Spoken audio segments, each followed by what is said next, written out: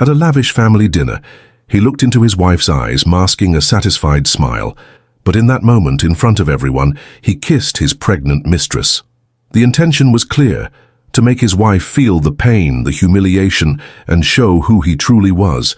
What he didn't know was that the next morning, when he opened his app and checked his bank account, a devastating surprise would freeze him to the bone. The crystal champagne flute shattered against the marble fireplace, sending shards glittering across the polished floor of the Manhattan penthouse. Valencia Grant stood motionless, her hand still extended from the throw, watching the remnants of Dom Perignon trickle down the imported Italian stone. "Feel better?" Thaddeus Grant didn't look up from his phone, his voice carrying that familiar tone of amused condescension that had become his default in their 15-year marriage. "How you humiliated me in front of everyone we know." Valencia's voice was surprisingly steady despite the storm raging inside her. "Your parents, your business partners, our friends." Thaddeus finally looked up, his steel blue eyes meeting hers with calculated indifference. At 47, he remained devastatingly handsome, silver threading through his dark hair, his jawline still sharp, his body maintained by expensive personal trainers and tailored Tom Ford suits. He was New York real estate royalty, his name emblazoned across skyscrapers that had redefined the city's skyline. "It was time for honesty, Valencia. I thought you'd appreciate that." He pocketed his phone and straightened his cuffs, a nervous habit she'd observed countless times before major business deals. The charade was exhausting for everyone. Valencia moved to the floor-to-ceiling windows overlooking Central Park. April in New York, the city vibrant with renewal while her life imploded.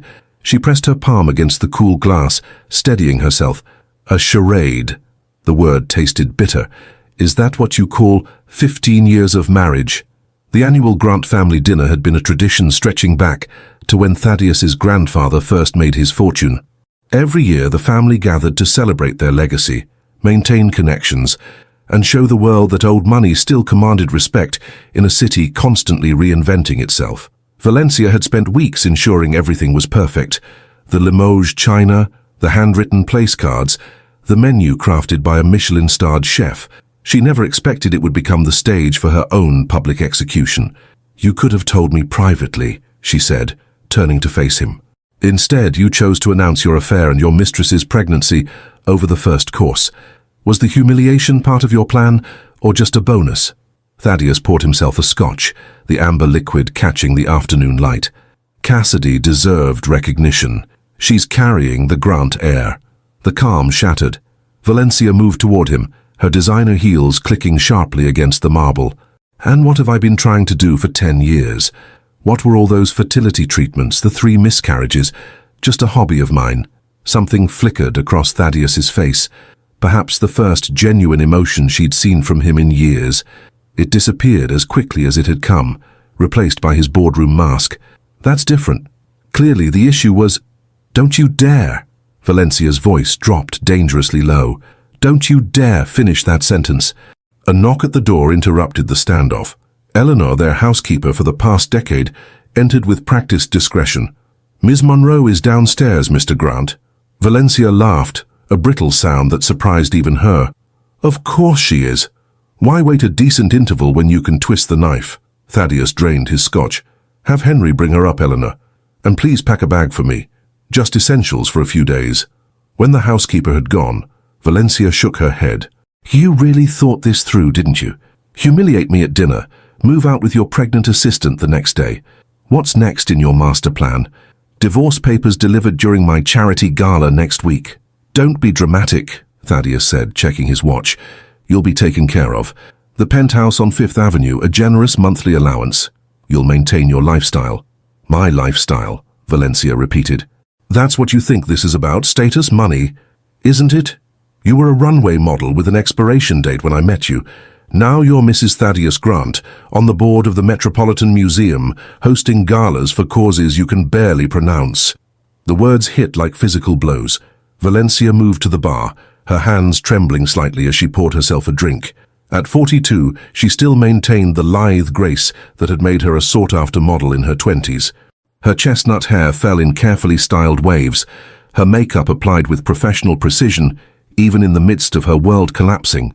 Image was armor in their social circle, and she'd learned never to show weakness. "You have no idea who I am," she said quietly. "After 15 years, you never bothered to find out." Thaddeus's phone chimed. He glanced at it, his expression softening in a way it never did for Valencia anymore. "Cassidy's waiting. We can have lawyers handle the details." "Like you handled telling your father." Cornelius looked ready to have a stroke. A flash of unease crossed Thaddeus's face. "My father is old-fashioned. He'll understand when he calms down. The Grant legacy will continue. That's what matters to him."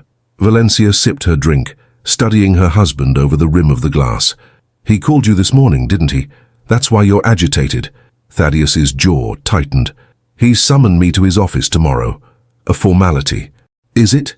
The company bylaws have morality clauses, if I recall. Your father insisted on them. Very old-fashioned, as you said." The elevator chimed, announcing a new arrival. Valencia set down her glass with deliberate calm. "That would be your pregnant mistress. You should go. I'm sure you have much to discuss. Nursery colors, prenatal vitamins, how to divide the assets of a man about to lose control of his company." Thaddeus moved toward her, lowering his voice. "Don't threaten me, Valencia. You signed an ironclad prenup. Push me and you'll walk away with nothing." Valencia met his gaze steadily. "I already have nothing, Thaddeus. You just don't understand what that word means." The elevator doors opened, revealing a strikingly beautiful redhead in her late 20s. Cassidy Monroe stepped into the penthouse with the confidence of someone who had already claimed it as her territory, her hand resting protectively over the slight swell beneath her designer dress. "Valencia," she acknowledged with a nod that managed to be both polite and triumphant. "Cassidy." Valencia's smile didn't reach her eyes. "Congratulations are in order, I suppose, though in the future you might want to remember that Cornelius Grant has strong views about family planning. He disinherited Thaddeus's cousin for having children out of wedlock." Cassidy's smile faltered slightly. Thaddeus placed his hand possessively on the small of her back, shooting Valencia a warning glance. "We should go," he said to Cassidy. "The car's waiting." Valencia watched as Henry, their driver, collected Thaddeus's hastily packed bag. The domestic scene had a surreal quality, her husband leaving with his pregnant mistress while she stood by, clutching a drink like a character in a Tennessee Williams play. "One question, Thaddeus." Valencia's voice stopped him at the elevator. "Was any of it real? Us?" For a moment, something like regret shadowed his face. "Once. A long time ago." When they were gone, Valencia moved methodically through the penthouse from room to room, touching objects that had witnessed their life together. Photographs in silver frames, art acquired on their travels, the antique desk where she wrote thank-you notes on monogrammed stationery. The trappings of a perfect life, empty of substance. In Thaddeus's home office, she sat at his desk, running her fingers over the polished wood. 15 years as the perfect corporate wife, charming at dinner parties, philanthropic in the right circles, silent when necessary. She'd subsumed herself so completely in the role that she barely recognized the woman she'd been before. Her phone rang, displaying her sister-in-law's name. She let it go to voicemail. Then came texts from friends who'd witnessed last night's debacle, their concern thinly veiling their appetite for gossip. Valencia silenced the phone. Instead, she opened Thaddeus's computer. He'd always been careless with passwords around her, confident that she lacked both the interest and intelligence to access his business affairs. His arrogance would be his undoing. Valencia pulled a notebook from her purse and began taking methodical notes as she navigated through files and emails. 3 months ago, she'd noticed discrepancies in household accounts, small at first, then larger sums. She'd hired a private investigator, expecting to find evidence of the affair she already suspected. What she discovered instead was far more valuable. The elevator chimed again. Valencia closed the computer and composed herself. The doors opened to reveal Cornelius Grant, imposing even at 80, leaning on a mahogany cane that matched the hardness in his eyes. "I assume my son has fled the scene of his crime," he said without preamble. "With his mistress in tow," Valencia confirmed, rising to greet her father-in-law with a kiss on his weathered cheek. Cornelius lowered himself into a chair, waving away her offer of a drink. "I've come from an emergency meeting with the board's legal counsel. The situation is complicated. Because your son is embezzling from the company to fund secret accounts in the Caymans." Valencia sat across from him, her posture perfect, another habit from her modeling days. Cornelius's bushy eyebrows rose. You know, I had suspicions, then proof. She lifted her notebook. Dates, amounts, account numbers, all documented. When did you become so formidable, my dear? Valencia smiled thinly. When your son stopped seeing me as a human being. Cornelius studied her, his expression softening slightly. I failed you both. I saw the changes in him, the entitlement, the cruelty, and did nothing. We all have regrets. Valencia leaned forward. But now we have choices. What's yours going to be, Cornelius? The old man's face hardened.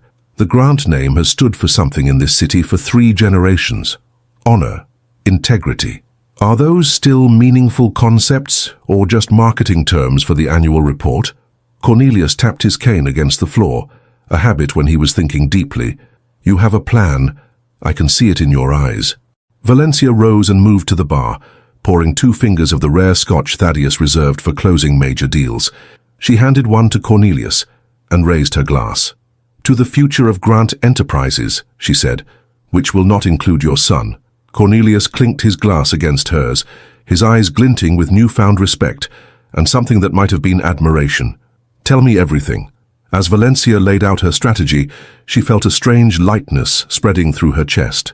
For 15 years she'd been arm candy, a trophy, an accessory to the Grant legacy. Now she would be its salvation, and the architect of Thaddeus's downfall. Her phone buzzed with a text from an unfamiliar number. We need to talk. It's about Thaddeus. And the baby. Cassidy.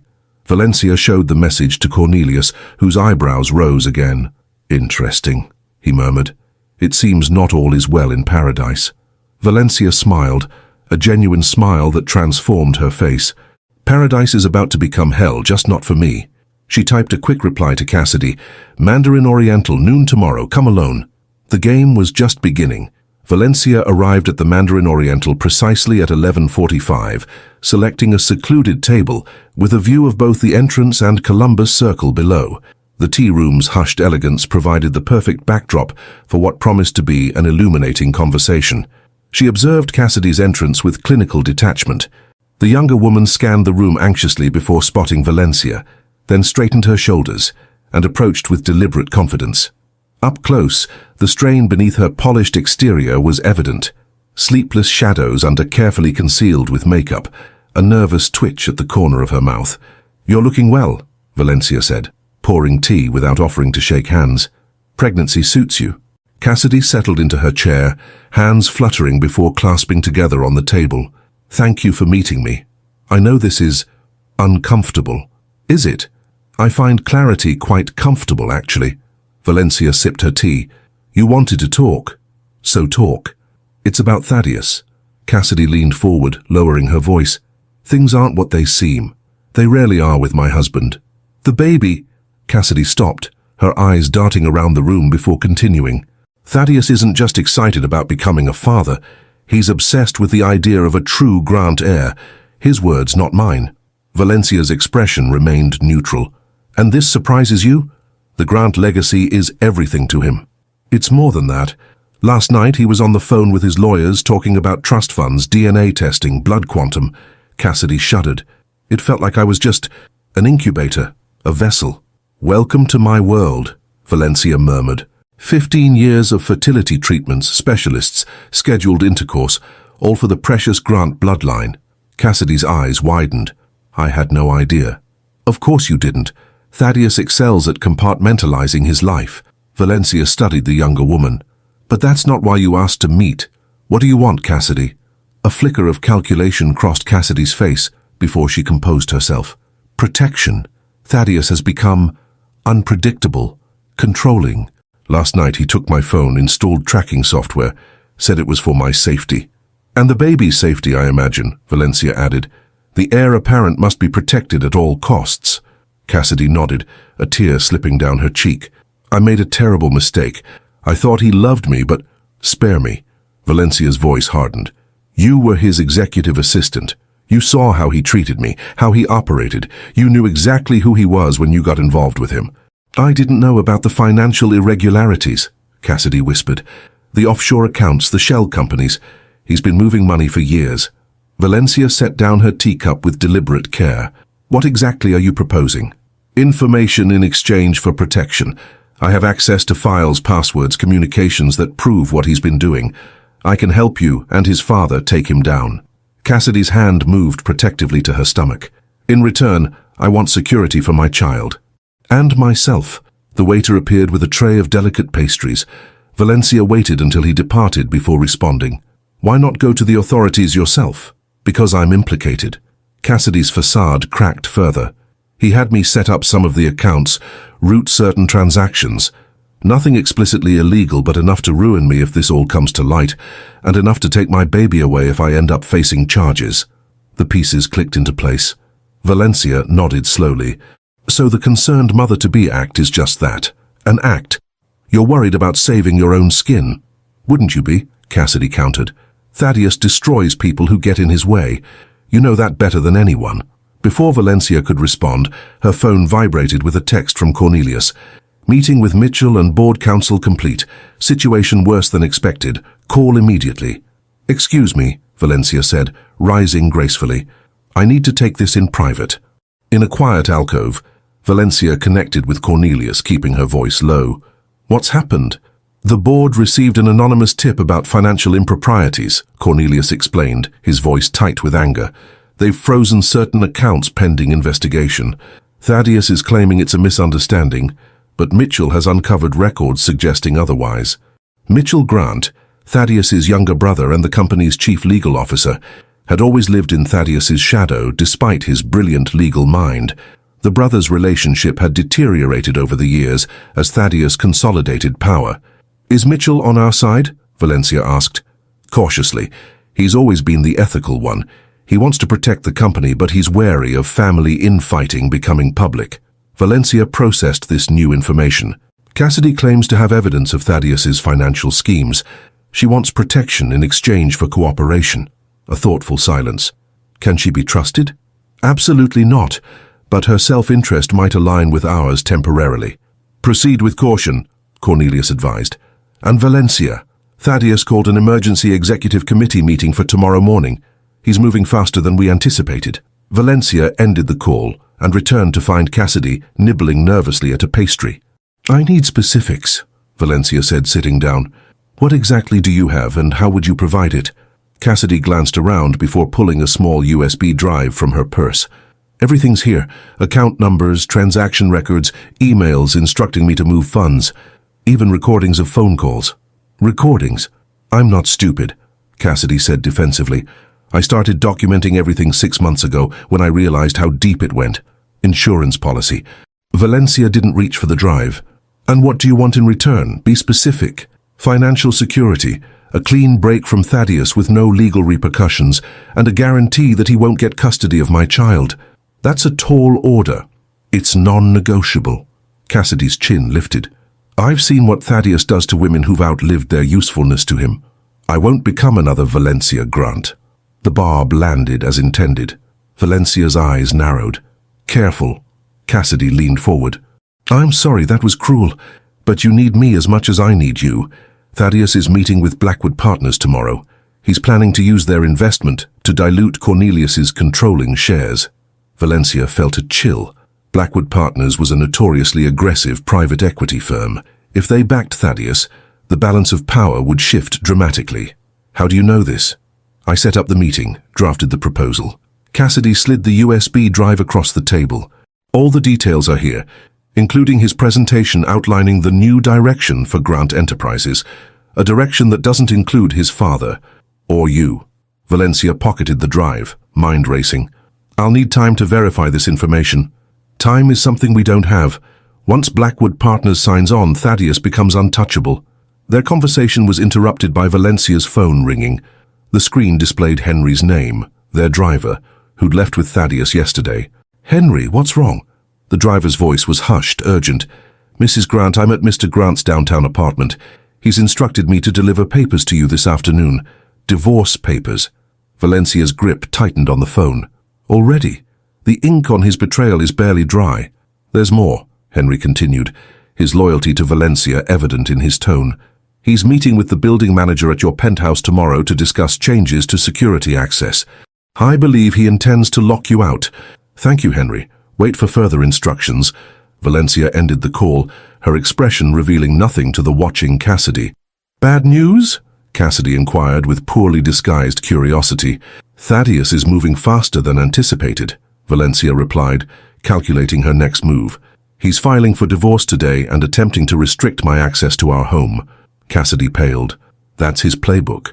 Isolate, then destroy. A playbook you were happy to participate in until recently, Valencia reminded her coolly. She signaled for the check, decision made. I'll take your information to Cornelius.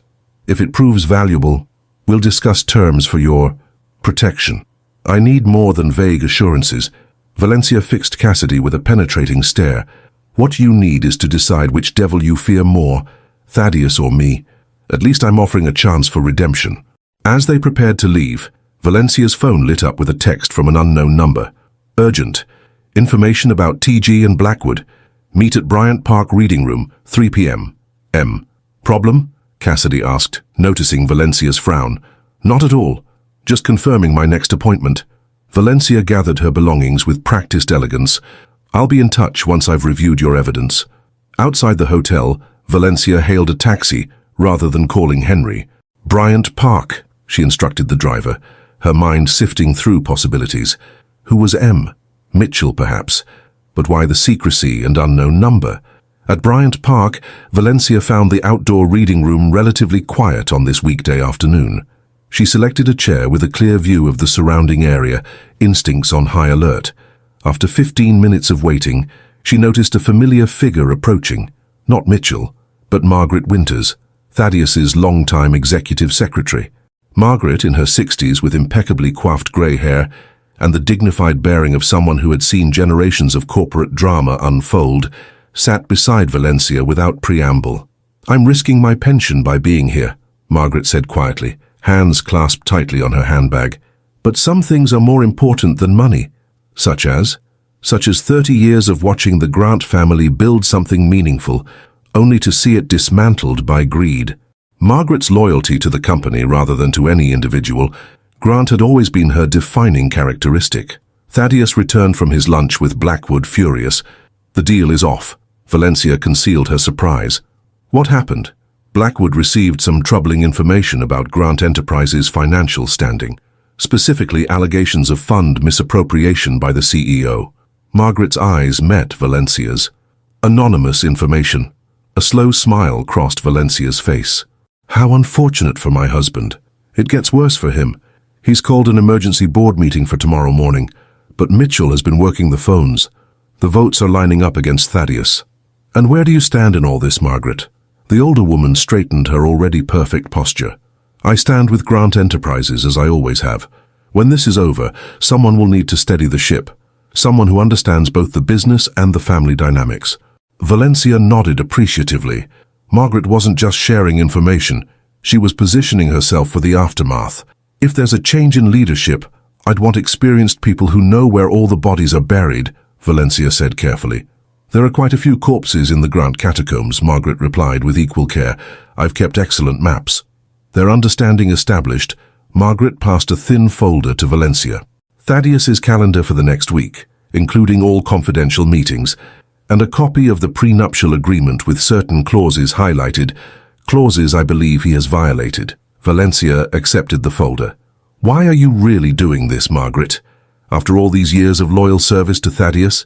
The secretary's professional mask slipped, revealing a flash of anger. 20 years ago, when your father-in-law still ran the company, my daughter became ill. She needed specialized treatment, expensive treatment. Cornelius arranged everything, no questions asked. When Thaddeus took over, he implemented a new health insurance policy that would have excluded such excessive expenditures. She paused, composing herself. Some debts can't be repaid with money alone, Mrs. Grant. Loyalty goes both ways. As Margaret departed, Valencia remained in the reading room, processing this unexpected alliance. Her phone buzzed again. Another text from Cornelius. Mitchell has secured 5 board votes, need 2 more for majority. Any progress on your end? Valencia was about to respond when she noticed a familiar figure watching her from across the park. James Sullivan, Thaddeus's head of security. a former NYPD detective with a reputation for ethical flexibility when the price was right. He didn't approach, merely observed, making no attempt to hide his surveillance. A clear message from Thaddeus. "I'm watching you." Valencia took a circuitous route back to the penthouse, stopping at her attorney's office to deposit Cassidy's USB drive in their secure safe. By the time she arrived home, the sun was setting over Central Park, bathing the penthouse in golden light that belied the darkness gathering around her. Eleanor greeted her with visible relief. "Mrs. Grant, thank goodness. A courier delivered these earlier." She handed Valencia a thick envelope bearing the logo of Thaddeus's lawyers. "Thank you, Eleanor." Valencia set the divorce papers aside without opening them. "Has anyone else been here today?" "No, ma'am. But Mr. Sullivan called to schedule a security system upgrade for tomorrow morning, exactly as Henry had warned. Please cancel that appointment, Eleanor. No one enters this apartment without my express permission. And could you bring me a martini in my office?" In her office now, Valencia activated the computer and inserted a different USB drive, this one containing the files she'd been quietly gathering for months. She merged these with the information from Margaret Winters, creating a comprehensive picture of Thaddeus's machinations. The elevator chimed, announcing an arrival. Valencia tensed, then relaxed as Mitchell Grant's voice exchanged pleasantries with Eleanor in the foyer. Unlike his older brother, Mitchell had inherited their mother's softer features and scholarly demeanor. At 43, he lacked Thaddeus's commanding presence, but possessed a sharp intelligence that made him the company's most effective defender against legal challenges.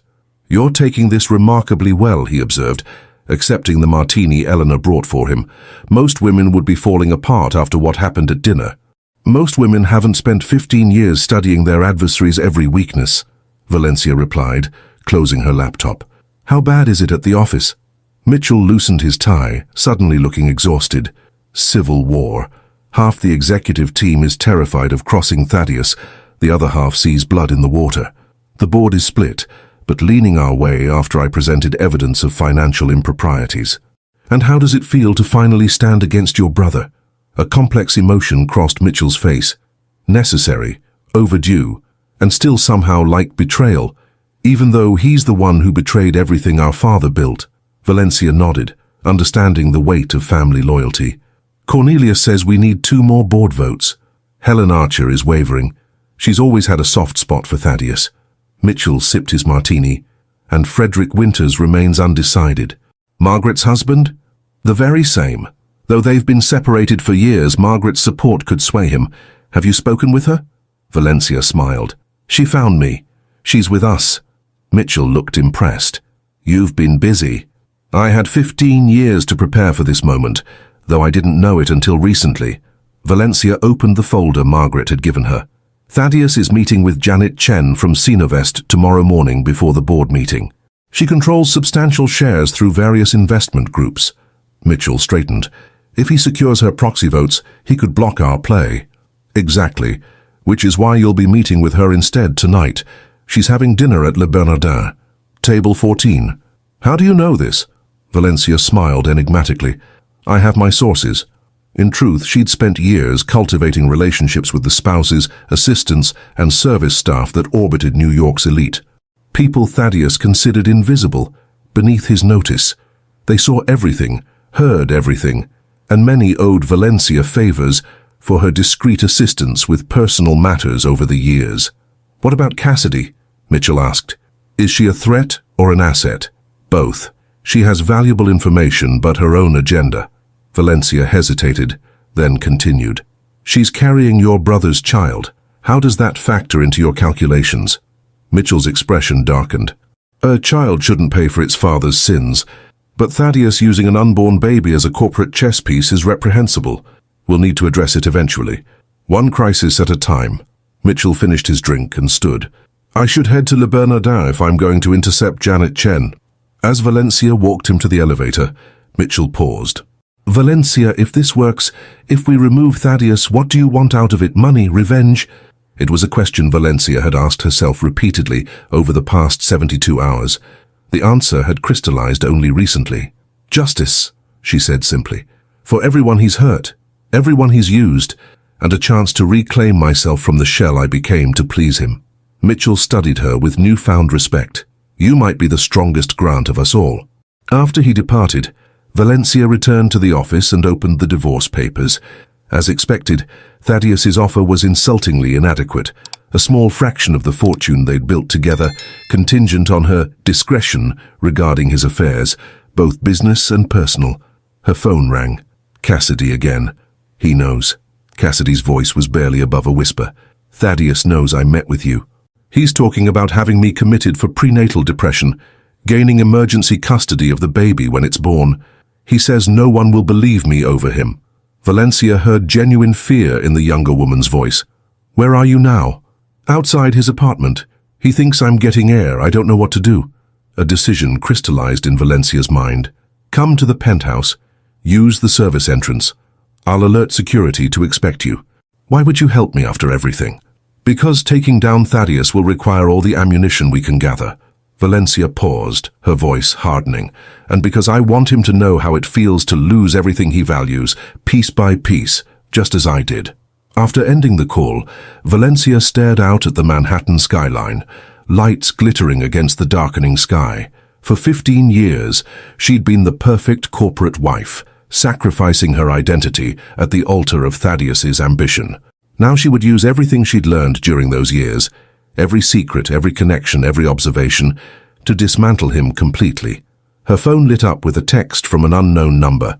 Security footage from Grant Tower shows TG removing files from vault at 2 a.m.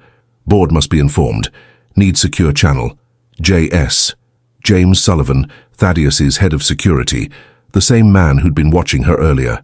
Another player changing sides as Thaddeus's ship began to sink. The game was evolving rapidly, alliances shifting like quicksand. Tomorrow's board meeting would determine not just the future of Grant Enterprises, but the fate of everyone in Thaddeus Grant's orbit. Valencia opened her safe and removed a small recording device, another insurance policy she'd implemented months ago when her suspicions about Thaddeus first crystallized. On it was a conversation that would destroy any remaining support for her husband if revealed. The question now was not whether to use it, but when. Timing would be everything. The doorman called to announce Cassidy's arrival through the service entrance. Valencia took a deep breath, steeling herself for the next phase of her carefully orchestrated campaign. By this time tomorrow, Thaddeus Grant would understand that he'd underestimated his wife for the last time. Dawn broke over Manhattan, painting the skyline in hues of gold and rose. Valencia stood at the window of her home office, watching the city awaken. While finalizing preparations for the day ahead, she hadn't slept, fueled instead by a potent mixture of adrenaline and resolve. Behind her, Cassidy dozed fitfully on the leather sofa, her face troubled even in sleep. The younger woman had arrived the previous night in a state of barely controlled panic, clutching a small overnight bag and sporting a bruise on her wrist that she refused to discuss. Valencia's phone vibrated with a text from Mitchell. Janet Chen committed. We have the votes. Board meeting moved up to 9 a.m. A crucial victory, but only the first of many battles that would unfold today. Valencia texted back a simple acknowledgement, then turned as Cassidy stirred and sat up. What time is it? Cassidy asked, her voice hoarse from crying. Just after 6. The board meets at 9. Valencia handed her a glass of water. How are you feeling? Cassidy's hand moved instinctively to her stomach. Scared for both of us. Thaddeus doesn't know you're here. No, I left my phone at his apartment so he can't track me. Cassidy sipped the water, her hands trembling slightly. What happens now? Valencia considered the woman before her. Rival, accomplice, victim. The complexity of their relationship defied simple categorization. Now we prepare to testify. The board needs to hear directly from both of us. Fear flashed across Cassidy's face. I can't face him. You don't understand what he's capable of when cornered. I understand better than anyone. Valencia's voice hardened. But this is our only chance. If we don't stop him today, he'll destroy us both. The intercom buzzed. Eleanor's voice came through the speaker. Mrs. Grant, Mr. Sullivan is here. He says it's urgent. Valencia exchanged a glance with Cassidy, whose eyes widened in alarm. Thaddeus's security chief? He can't be trusted. We'll see. Valencia pressed the intercom. Send him to the office, Eleanor. James Sullivan entered the room with the controlled alertness of a man accustomed to assessing threats. His expensive suit couldn't quite disguise his background as a street cop from Queens who'd risen through the ranks on a combination of intelligence and necessary ruthlessness. His eyes registered Cassidy's presence with mild surprise before returning to Valencia. "Mrs. Grant, I see Miss Monroe found her way here safely. What do you want, James?" Valencia asked directly. Sullivan removed a flash drive from his pocket. "To give you this. Security footage from Grant Tower showing your husband removing confidential documents from the company vault at 2 a.m. yesterday. Why would you betray Thaddeus? He pays you very well." "He pays me to protect Grant Enterprises' assets, not to help him steal them." Sullivan's expression remained professionally neutral. "And it's become clear which Grant will be signing those checks after today." Valencia accepted the drive without comment on his transparent pragmatism. "Is that all?" "No. Thaddeus knows Miss Monroe is missing. He's activated the security protocol for a high-value asset disappearance." Sullivan's eyes shifted briefly to Cassidy. "That means facial recognition scanning across the company's building network, access to traffic cameras, and coordination with certain contacts in NYPD. Cassidy paled. "He's treating me like a stolen object." "Worse," Sullivan corrected. "He's treating you like a security breach. He's convinced you took sensitive information." "Which she did," Valencia pointed out. Sullivan shrugged. "Not my concern, but you should know he's on his way here now. Apparently the building manager tipped him off about Miss Monroe's arrival last night, despite your instructions." Valencia processed this information rapidly. "How much time do we have?" 20 minutes, maybe less." Sullivan moved toward the door. "I was never here. Good luck, Mrs. Grant." After he departed, Cassidy looked at Valencia with mounting panic. "We need to leave. Now." "No." Valencia's decision crystallized with sudden clarity. "That's exactly what he expects. We're not running." "You don't understand." "I understand perfectly." Valencia opened her desk drawer and removed a small recording device. "This is our moment, Cassidy. When Thaddeus arrives, I want you to hide in the adjoining room. Record everything you hear." Cassidy stared at the device. "What are you going to do?" "I'm going to give my husband exactly what he wants, a confrontation. And in doing so, I'll give the board exactly what they need to remove him permanently." Uncertainty wavered across Cassidy's face. "This is too dangerous." "Every moment with Thaddeus has been dangerous. I just didn't recognize it until now." Valencia handed her the recording device. "This is our chance to be free, both of us." 20 minutes later, Valencia sat calmly at her desk when the elevator announced Thaddeus's arrival. She heard his voice in the foyer, demanding to know where Cassidy was. Eleanor's measured response, his footsteps approaching, heavy with purpose. He burst into the office without knocking, his normally immaculate appearance showing signs of strain. His tie was slightly askew, his eyes bloodshot from lack of sleep. "Where is she?" he demanded without preamble. Valencia looked up from the document she'd been pretending to read. "Good morning to you too, Thaddeus." "Don't play games, Valencia. I know Cassidy came here last night. Your pregnant mistress sought refuge with your wife." Valencia's smile was glacial. "There's a certain poetry in that, don't you think?" Thaddeus moved closer, looming over the desk. "This isn't a joke. She's unwell, emotionally unstable. The doctor is concerned about her pregnancy." "Which doctor?" "The one you paid to declare her mentally incompetent so you could control her and your child." Valencia maintained her composure. "You're becoming predictable, Thaddeus." His facade cracked slightly. "You have no idea what you're interfering with. Where is she?" "Safe from you. That's all you need to know." Thaddeus slammed his palm on the desk, his control slipping. "She has documents that could destroy everything I've built. Everything we've built." "No, Thaddeus, you destroyed that yourself when you decided I was disposable after 15 years. He straightened, visibly forcing himself to regain composure. When he spoke again, his voice had shifted to the reasonable, persuasive tone that had closed countless business deals. "Valencia, let's be practical. This situation doesn't benefit either of us. The board meeting is in an hour. If certain information becomes public, Grant Enterprises stock will plummet. Your stock, your wealth. Is that what you think I care about?" Valencia asked quietly. "After everything, you still don't know me at all. I know you're intelligent enough to recognize a losing position." Thaddeus paced the office with controlled energy. "Here's what's going to happen. You'll tell me where Cassidy is. You'll withdraw your support from whatever coup my father and brother are planning. In return, I'll revise the divorce settlement. The penthouse, 5 million in cash and an appropriate annual stipend. Valencia smiled. Generous, but insufficient. 10 million, he countered immediately. You really think this is a negotiation about money? Valencia shook her head.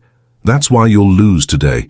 You've never understood what actually matters to people. Thaddeus's expression darkened. Don't threaten me, Valencia. Remember who made you. Before me, you were just another aging model with nowhere to go but down. I gave you this life, and now I'm taking it back. My life, not the one you scripted for me. Something dangerous flickered in Thaddeus's eyes. He moved around the desk with deliberate slowness until he stood directly over her. Let me be perfectly clear, he said softly. If you continue down this path, I will destroy you. Not just financially. I'll make sure everyone in New York knows exactly how pathetic you are. The desperate barren wife who couldn't give me a child. The charity case I kept around out of pity. Valencia felt the words like physical blows, but didn't flinch. Are you finished? I've barely started. He leaned closer. Did you really think the board would choose you over me? They're businessmen, Valencia. They follow power and money, both of which I control. Not anymore. Valencia stood, refusing to remain seated while he towered over her. Mitchell secured Janet Chen's votes last night. With Margaret Winters convincing her husband to side with Cornelius, we have the majority. Genuine shock registered on Thaddeus's face before it transformed into calculated fury.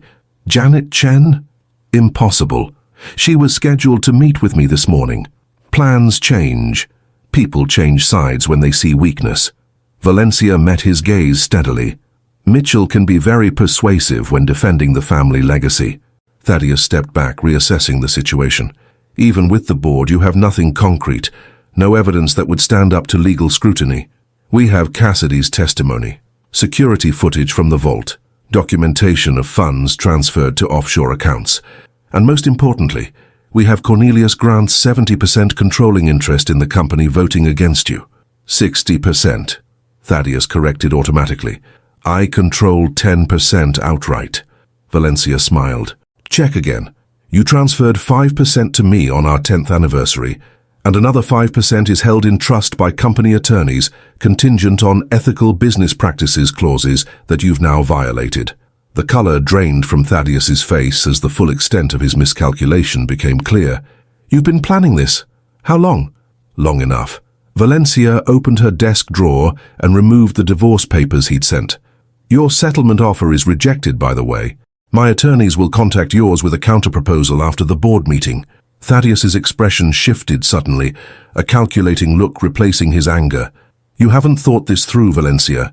If I go down for financial impropriety, the scandal will taint everything and everyone associated with Grant Enterprises. Stock will plummet. The family name will be dragged through the mud. Is that what you want? To destroy Cornelius's legacy out of spite?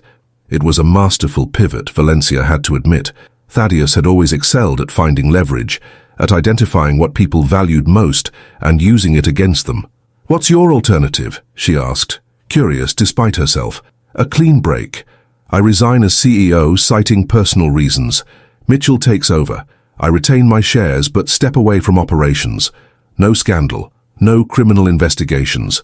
The company and family name remain untarnished. Valencia considered his offer. It was tempting, a solution that would protect Grant Enterprises while still removing Thaddeus from power. Cornelius would likely favor this approach, prioritizing the company's stability above all else. The moment stretched between them, heavy with consequences. Valencia found herself at an unexpected moral crossroads. Was justice worth the collateral damage? Would destroying Thaddeus justify harming others who depended on the company's stability? And Cassidy? Valencia asked finally. Your child. I provide financial support, of course, but I relinquish any claim to custody or decision-making regarding the child. Thaddeus's voice was smooth, reasonable. Everyone gets what they truly want. The company survives. The family name remains respected. You and Cassidy are free of me. It was, on its face, a rational compromise, the kind that business empires were built on. Valencia felt the weight of the decision pressing down on her. The practical choice was clear, but something felt wrong. Too easy, too neat. Why the sudden willingness to walk away from everything you've fought for? She asked, studying his face closely. Just yesterday you were threatening to destroy me. I'm a pragmatist, Valencia. When the odds turn against me, I cut my losses and adapt. Thaddeus smiled his charming public smile. It's why I've survived this long in New York real estate. Valencia walked to the window, buying time to think. The city spread before her, indifferent to the human drama playing out in this penthouse. For 15 years she'd watched Thaddeus manipulate people, situations, contracts, always emerging victorious through a combination of charm, intimidation, and calculated risk. When she turned back, her decision was made. No deal. Thaddeus's smile vanished. You're making a mistake. I don't think so. Valencia moved toward the door. The board is waiting. It's time they heard the full truth about Thaddeus Grant. Valencia. His voice stopped her. There's something you should know before you go through with this. She turned, wary of another manipulation tactic. The baby isn't mine. Valencia stared at him, processing this unexpected claim. What? Cassidy's child. It's not mine. Thaddeus's expression was unreadable. DNA test results came back yesterday. I had her doctor run the test during her last prenatal appointment without her knowledge. Legal in New York with a court order, which I obtained by claiming potential paternity fraud. Valencia felt momentarily unmoored. You're lying. Am I? Ask her yourself. Thaddeus nodded toward the adjacent room where Cassidy was hiding. She's been sleeping with Mitchell for months. My own brother. The door to the adjoining room opened slowly. Cassidy emerged, face ashen, the recording device clutched in her trembling hand. Is it true? Valencia demanded. Cassidy's silence was answer enough. Her eyes darted between Valencia and Thaddeus, calculating her best move in this new reality. Tell her, Cassidy, Thaddeus prodded. Tell her how you and Mitchell planned this from the beginning. How convenient that he's positioned to take over as CEO while carrying on with my assistant. How helpful that he had someone inside my inner circle feeding him information. It wasn't like that, Cassidy whispered. Mitchell and I... It happened once, maybe twice. It didn't mean anything. Valencia felt as though the floor were shifting beneath her feet. Mitchell, quiet, ethical Mitchell, had said nothing about this relationship when they were planning Thaddeus's removal. Another layer of deception in a situation already riddled with lies. Thaddeus looked almost pleased despite his predicament. The Grant men have a type, it seems. Ambitious women who see us as stepping stones. Valencia's phone buzzed insistently, Cornelius no doubt wondering why she hadn't arrived for the pre-board strategy session.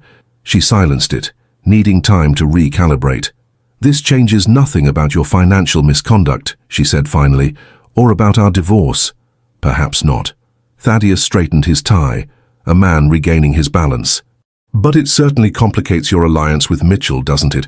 Can you really trust him to have your interests at heart once he's CEO? Or will he protect Cassidy at your expense? It was a legitimate question, one Valencia didn't have an immediate answer for. The board meeting starts in 20 minutes, she said, buying time. We should all be there. Indeed. Thaddeus moved toward the door with renewed confidence. It promises to be quite illuminating, for everyone.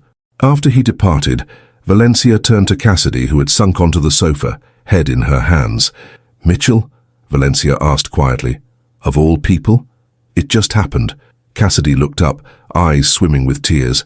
Thaddeus was becoming increasingly controlling, paranoid. Mitchell was kind, attentive. One night after work, spare me the details. Valencia held up a hand. Does Mitchell know about the baby? No. I never told him it could be his. Cassidy's voice dropped to a whisper. I wasn't sure myself until recently. Valencia absorbed this information, recalibrating her understanding of everyone involved. Mitchell, the supposed moral compass of the Grant family, had been sleeping with his brother's mistress. Cassidy had leveraged her pregnancy to secure protection from both Grant brothers, and Thaddeus, despite being betrayed, seemed almost energized by this new complexity. The recording, Valencia said suddenly, remembering their original purpose. Did you get it all? Cassidy nodded, handing over the device. Everything, including his threat to destroy you. Valencia pocketed it, mind working rapidly. The stakes had shifted, alliances fracturing in unexpected places. But one thing remained clear. Thaddeus Grant was still the primary threat. His financial crimes were real, documented, and damaging to everyone associated with the company. We proceed as planned, Valencia decided. The board needs to know about Thaddeus's financial misconduct, regardless of these personal complications. And Mitchell? Cassidy asked hesitantly. Valencia checked her watch. 15 minutes until the board meeting. 15 minutes to reshape her strategy in light of this revelation. That depends on Mitchell, she said finally, and whether he's prepared to be honest about all his actions. As they prepared to leave for Grant Tower, Valencia's phone rang again. This time it was James Sullivan. "Mrs. Grant," his voice was tense, urgent. "There's something you need to know before the board meeting. I've just discovered that Thaddeus has been moving assets to a secondary holding company for months, Black Spire Holdings. I'm aware of his offshore accounts." "This is different," Sullivan interrupted. "Black Spire was incorporated in Delaware 3 months ago. The sole shareholder isn't Thaddeus. It's Penelope Grant." Valencia froze. "Mitchell's wife?" "Yes.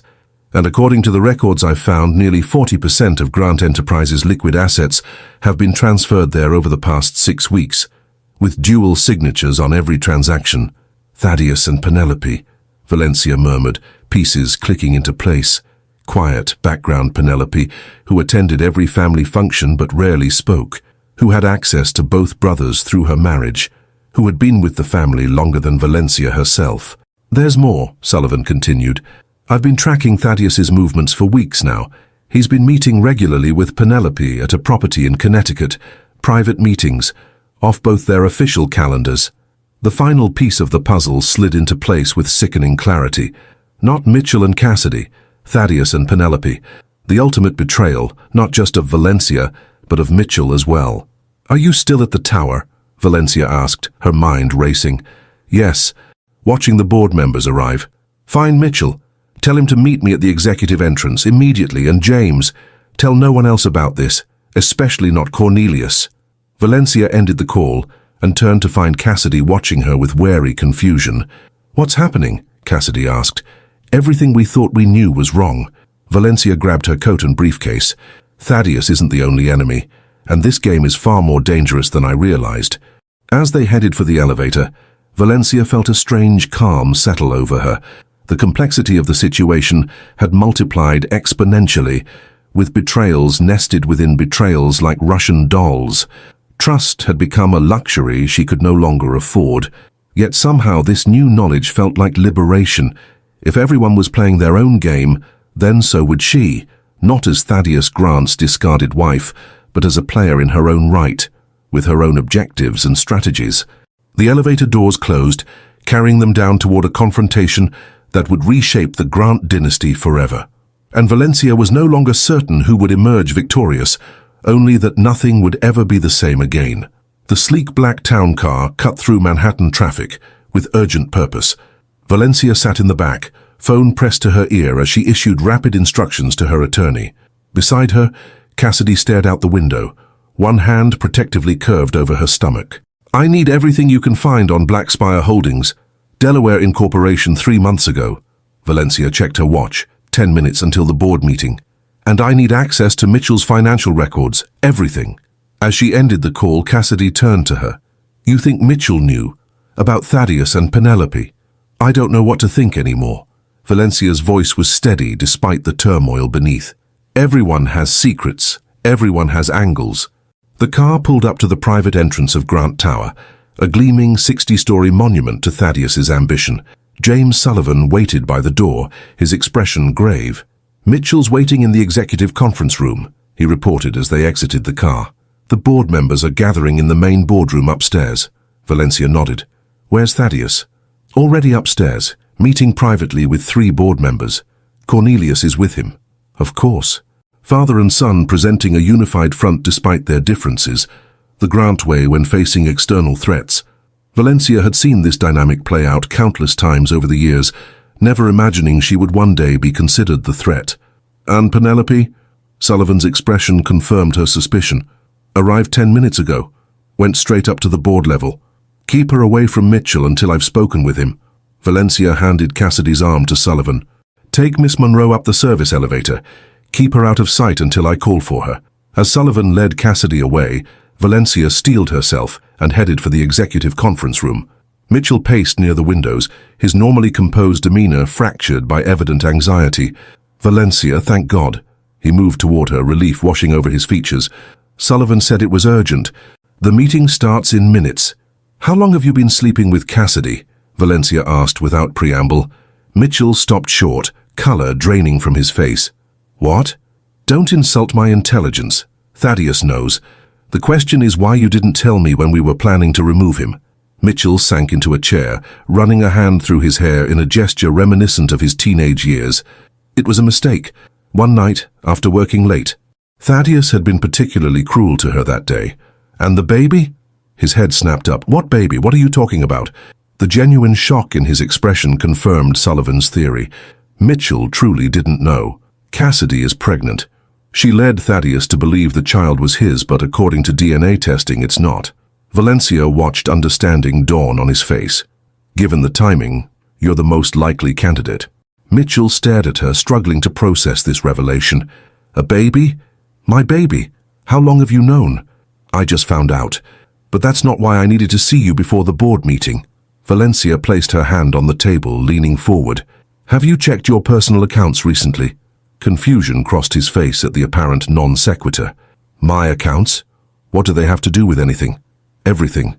I believe Penelope has been working with Thaddeus to transfer company assets to a holding corporation that she controls. Mitchell laughed, a short, incredulous sound. That's absurd. Penny barely understands our business. She's a history professor, with a PhD in economic history, specialized in financial systems, and access to your personal and corporate passwords, I'd imagine. The laughter died on Mitchell's lips. He pulled out his phone, quickly navigating to his banking app. Valencia watched his expression shift from disbelief to horror as he checked his accounts. My personal investment portfolio. It's been liquidated. His voice was barely above a whisper. Everything. Nearly $7 million. When did you last check it? A week ago. It was intact then. Mitchell looked up, his face ashen. She's been moving my money in small increments. The notification thresholds wouldn't have triggered. Valencia nodded grimly. Sullivan discovered Thaddeus and Penelope have been meeting privately for months at a property in Connecticut. Mitchell's expression hardened, pain transforming into something colder. The Watson estate, supposedly abandoned after Penny's aunt died last year. She told me the family was still settling the inheritance. The perfect cover. Valencia straightened, checking her watch. We have 5 minutes before the board meeting. We need to decide how to handle this. Mitchell stood, his movements deliberate, controlled. We proceed as planned. Remove Thaddeus as CEO, then deal with Penelope separately. You'd publicly expose your wife's betrayal. His eyes met hers, something dangerous flickering in their depths. Thaddeus took everything from me, my position in the company, my dignity, and apparently he's been taking my wife too. There's nothing left to protect. A sharp knock interrupted them. Eleanor Grant, Cornelius's secretary for over 40 years, entered with the efficient grace that had made her indispensable to 3 generations of Grants. The board is assembled, she announced. Cornelius requests your presence immediately. As they followed Eleanor to the elevator, Valencia's phone buzzed with a text from her attorney. Blackspire Holdings acquired 6 properties from Grant Enterprises at 40% below market value in the past month. All transactions approved by TG and co-signed by PG using her authority as MG's spouse with power of attorney. Valencia showed the message to Mitchell, whose jaw tightened visibly. She used the power of attorney I gave her when I was hospitalized last year. His voice was flat, emotionless. Never revoked it. Never thought I needed to. The elevator ascended smoothly to the top floor of Grant Tower, where the boardroom occupied the southeast corner with commanding views of the city. Through the glass walls, Valencia could see the board members already seated, 12 of New York's elite, representatives of old money and new power, united by their vested interest in Grant Enterprises. Thaddeus stood at the head of the table, Cornelius at his side. The patriarch looked his age today, the weight of family conflict etched into the lines of his face. Penelope sat 3 seats away, elegant in navy blue, her expression serene despite the storm about to break. As Valencia and Mitchell entered, conversation ceased. All eyes turned to them, some curious, others wary, a few openly hostile. Thaddeus smiled, the confident smile of a man who believed he held the winning hand. Valencia, Mitchell, how kind of you to join us. Thaddeus gestured to the empty seats. We were just discussing the concerning allegations that have been circulating. Valencia took her seat, arranging her features into the pleasant mask she'd perfected as a corporate wife. Indeed, very concerning allegations. Cornelius cleared his throat. Before we begin, I want to remind everyone that this is a family matter as well as a business one. Whatever decisions we make today must serve both interests. Frederick Winters, the board's senior member and Margaret's estranged husband, leaned forward. With all due respect, Cornelius, embezzlement allegations transcend family concerns. If there's evidence of financial impropriety, we have a fiduciary responsibility to address it. Alleged impropriety, Thaddeus corrected smoothly, based on incomplete information and misunderstandings. Janet Chen, elegant and formidable at 72, fixed Thaddeus with an appraising stare. Then you should have no objection to a full forensic audit of all company accounts and transactions for the past year. A flicker of unease crossed Thaddeus's face before he regained his composure. Of course not. Transparency is essential. However, before we proceed down that path, I believe my brother has information relevant to these discussions. All eyes turned to Mitchell, who maintained a carefully neutral expression. I'm not sure what you're referring to, Thaddeus. No? Thaddeus's smile was knife-sharp. Perhaps I should clarify. Your relationship with my former assistant, Cassidy Monroe, bears directly on your credibility in these proceedings. A murmur rippled through the board members. Valencia watched Penelope closely, noting the slight widening of her eyes, genuine surprise. So Thaddeus hadn't shared that particular card with his accomplice. Mitchell didn't flinch. I fail to see how a personal indiscretion relates to alleged financial misconduct. It speaks to character. Thaddeus's voice hardened. And to motive. You've wanted my position for years. What better way to undermine me than through someone with access to my private files and communications? Before Mitchell could respond, Valencia interjected. If we're discussing character and motive, perhaps we should address Black Spire Holdings. The name dropped into the room like a stone into still water. Ripples of confusion spread across most faces, but not all. Thaddeus maintained his composure, but Penelope's hand tightened visibly around her pen. I'm not familiar with that entity, Cornelius said, frowning. You should be. Valencia opened her briefcase and distributed folders to each board member. Black Spire Holdings was incorporated 3 months ago. Since then, it has acquired 6 properties from Grant Enterprises at significantly below market value. Properties with a combined worth of nearly $100 million sold for $60 million. Frederick Winters flipped through the documentation, his expression darkening. These transactions bear your signature, Thaddeus. Along with a second signature, Valencia continued, watching Penelope. That of Penelope Grant, acting with power of attorney for Mitchell Grant. The room erupted into confused questions. Mitchell stared at his wife, who returned his gaze with surprising steadiness. Is this true? Cornelius demanded, turning to Thaddeus. Before Thaddeus could respond, the boardroom doors opened. James Sullivan entered, escorting Cassidy Monroe. The pregnant woman hesitated at the threshold, visibly uncomfortable under the collective scrutiny of the board. Ms. Monroe has evidence relevant to these proceedings, Sullivan announced. Valencia watched the careful choreography of reactions. Thaddeus's momentary panic, Penelope's calculating assessment, Mitchell's conflicted expression as he took in Cassidy's visible pregnancy. But it was Cornelius who surprised her, rising from his seat with unexpected vigor. That's enough. The patriarch's voice cut through the chaos. This board meeting is adjourned pending a full investigation by independent counsel. Father, Thaddeus began. No. Cornelius slammed his cane against the floor for emphasis. You've turned this company, my company, into a battlefield for personal vendettas. All of you. His gaze swept the room, including Valencia, Mitchell, Penelope, and Thaddeus, in his condemnation. As controlling shareholder, I am exercising emergency powers under the corporate charter.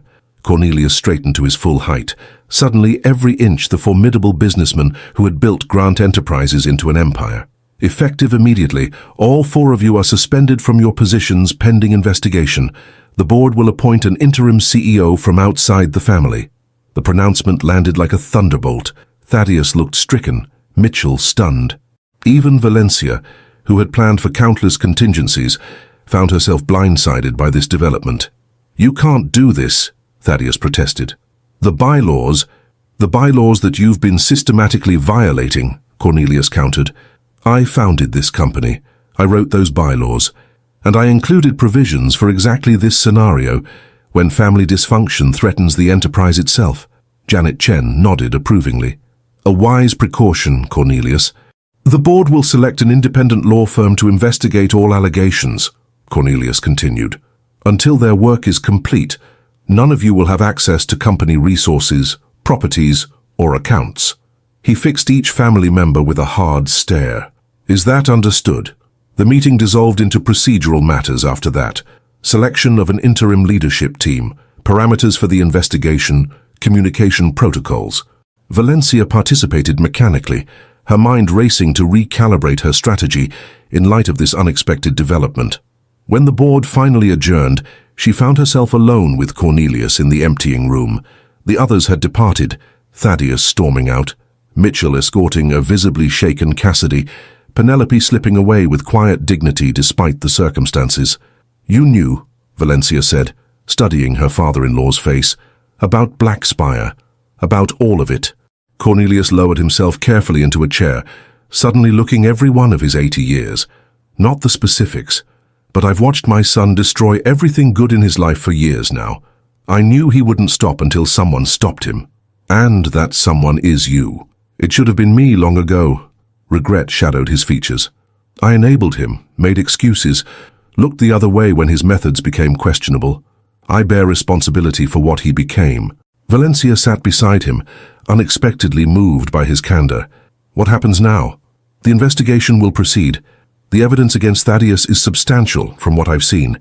Criminal charges are likely. Cornelius turned to her, his gaze direct. But the company will survive. The Grant name will survive. And me? What place do I have in this future you envision? The old man studied her with newfound respect. That, my dear, is entirely up to you. An hour later, Valencia stepped out of Grant Tower into the bright midday sun. The events of the morning had altered the landscape of her life irrevocably. Thaddeus's career was effectively over. Mitchell's future hung in balance. The Grant dynasty, which had seemed so impregnable for so long, had been revealed as fragile, flawed, human. Her phone rang. Mitchell. Cassidy told me everything, he said without preamble.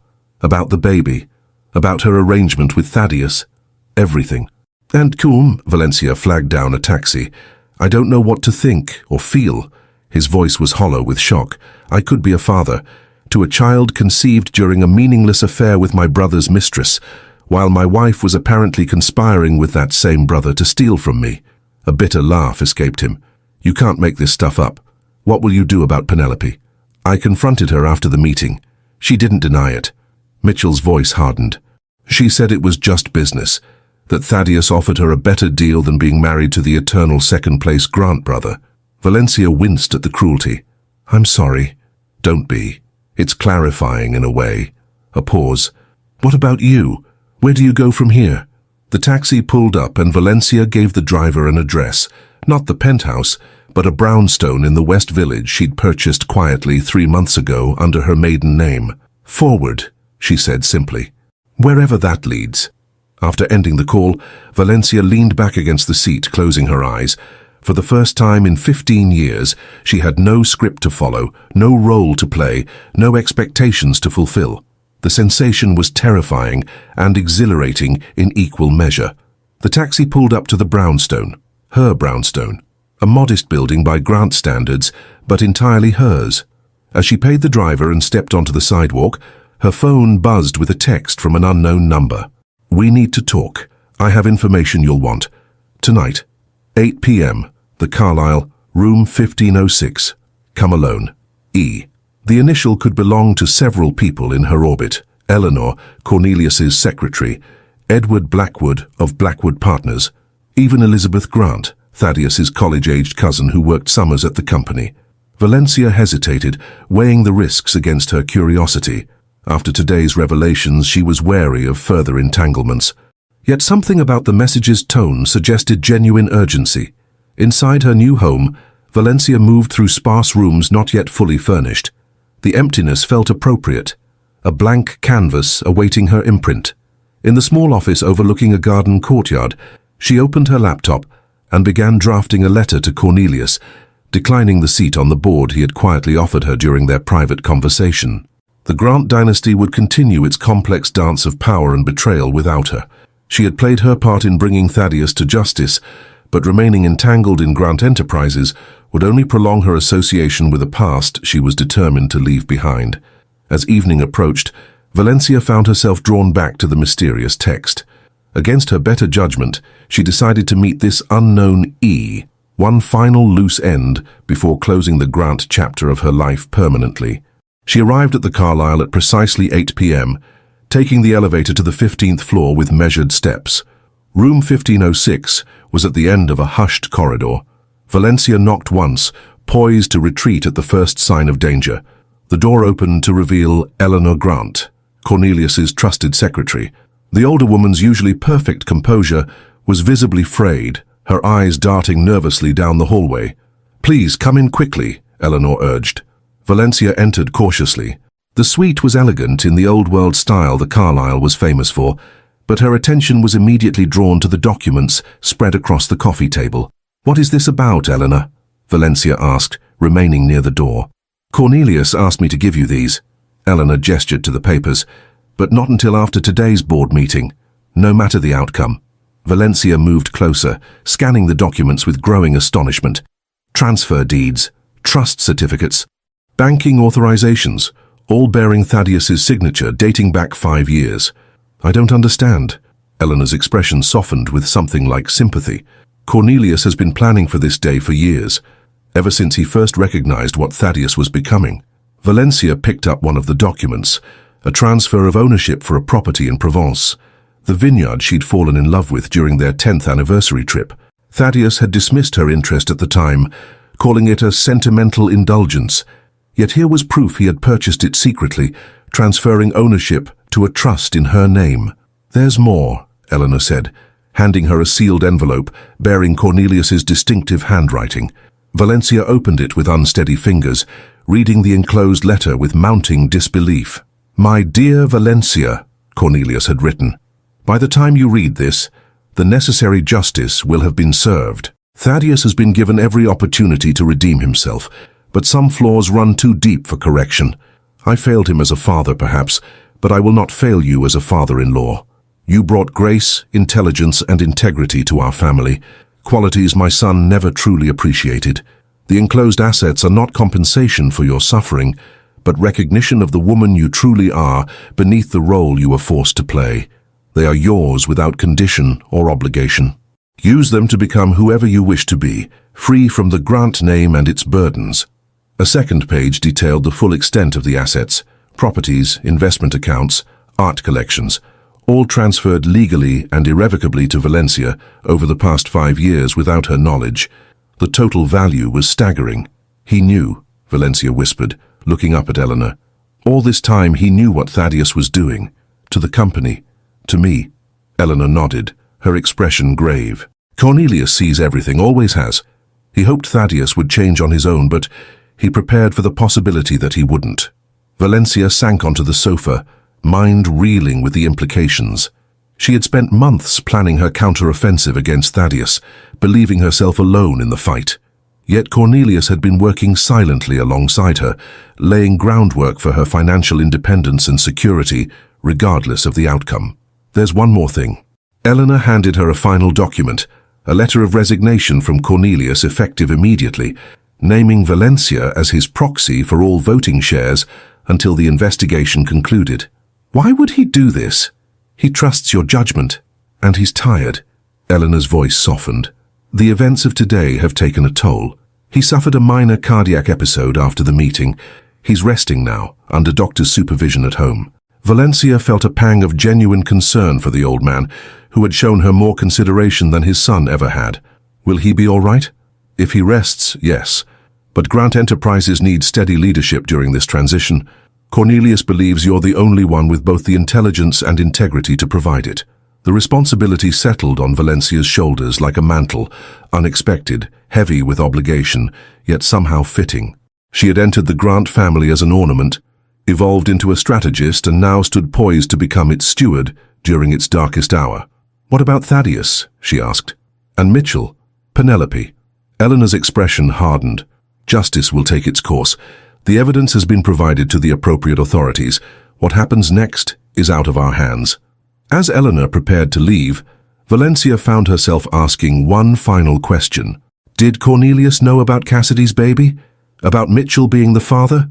A flicker of something amusement, resignation, crossed Eleanor's face. Valencia, dear, there's something you should know about that baby. What? The DNA test Thaddeus referenced? I was there when the doctor called with the results. The test didn't exclude Thaddeus as the father, it excluded both Grant brothers.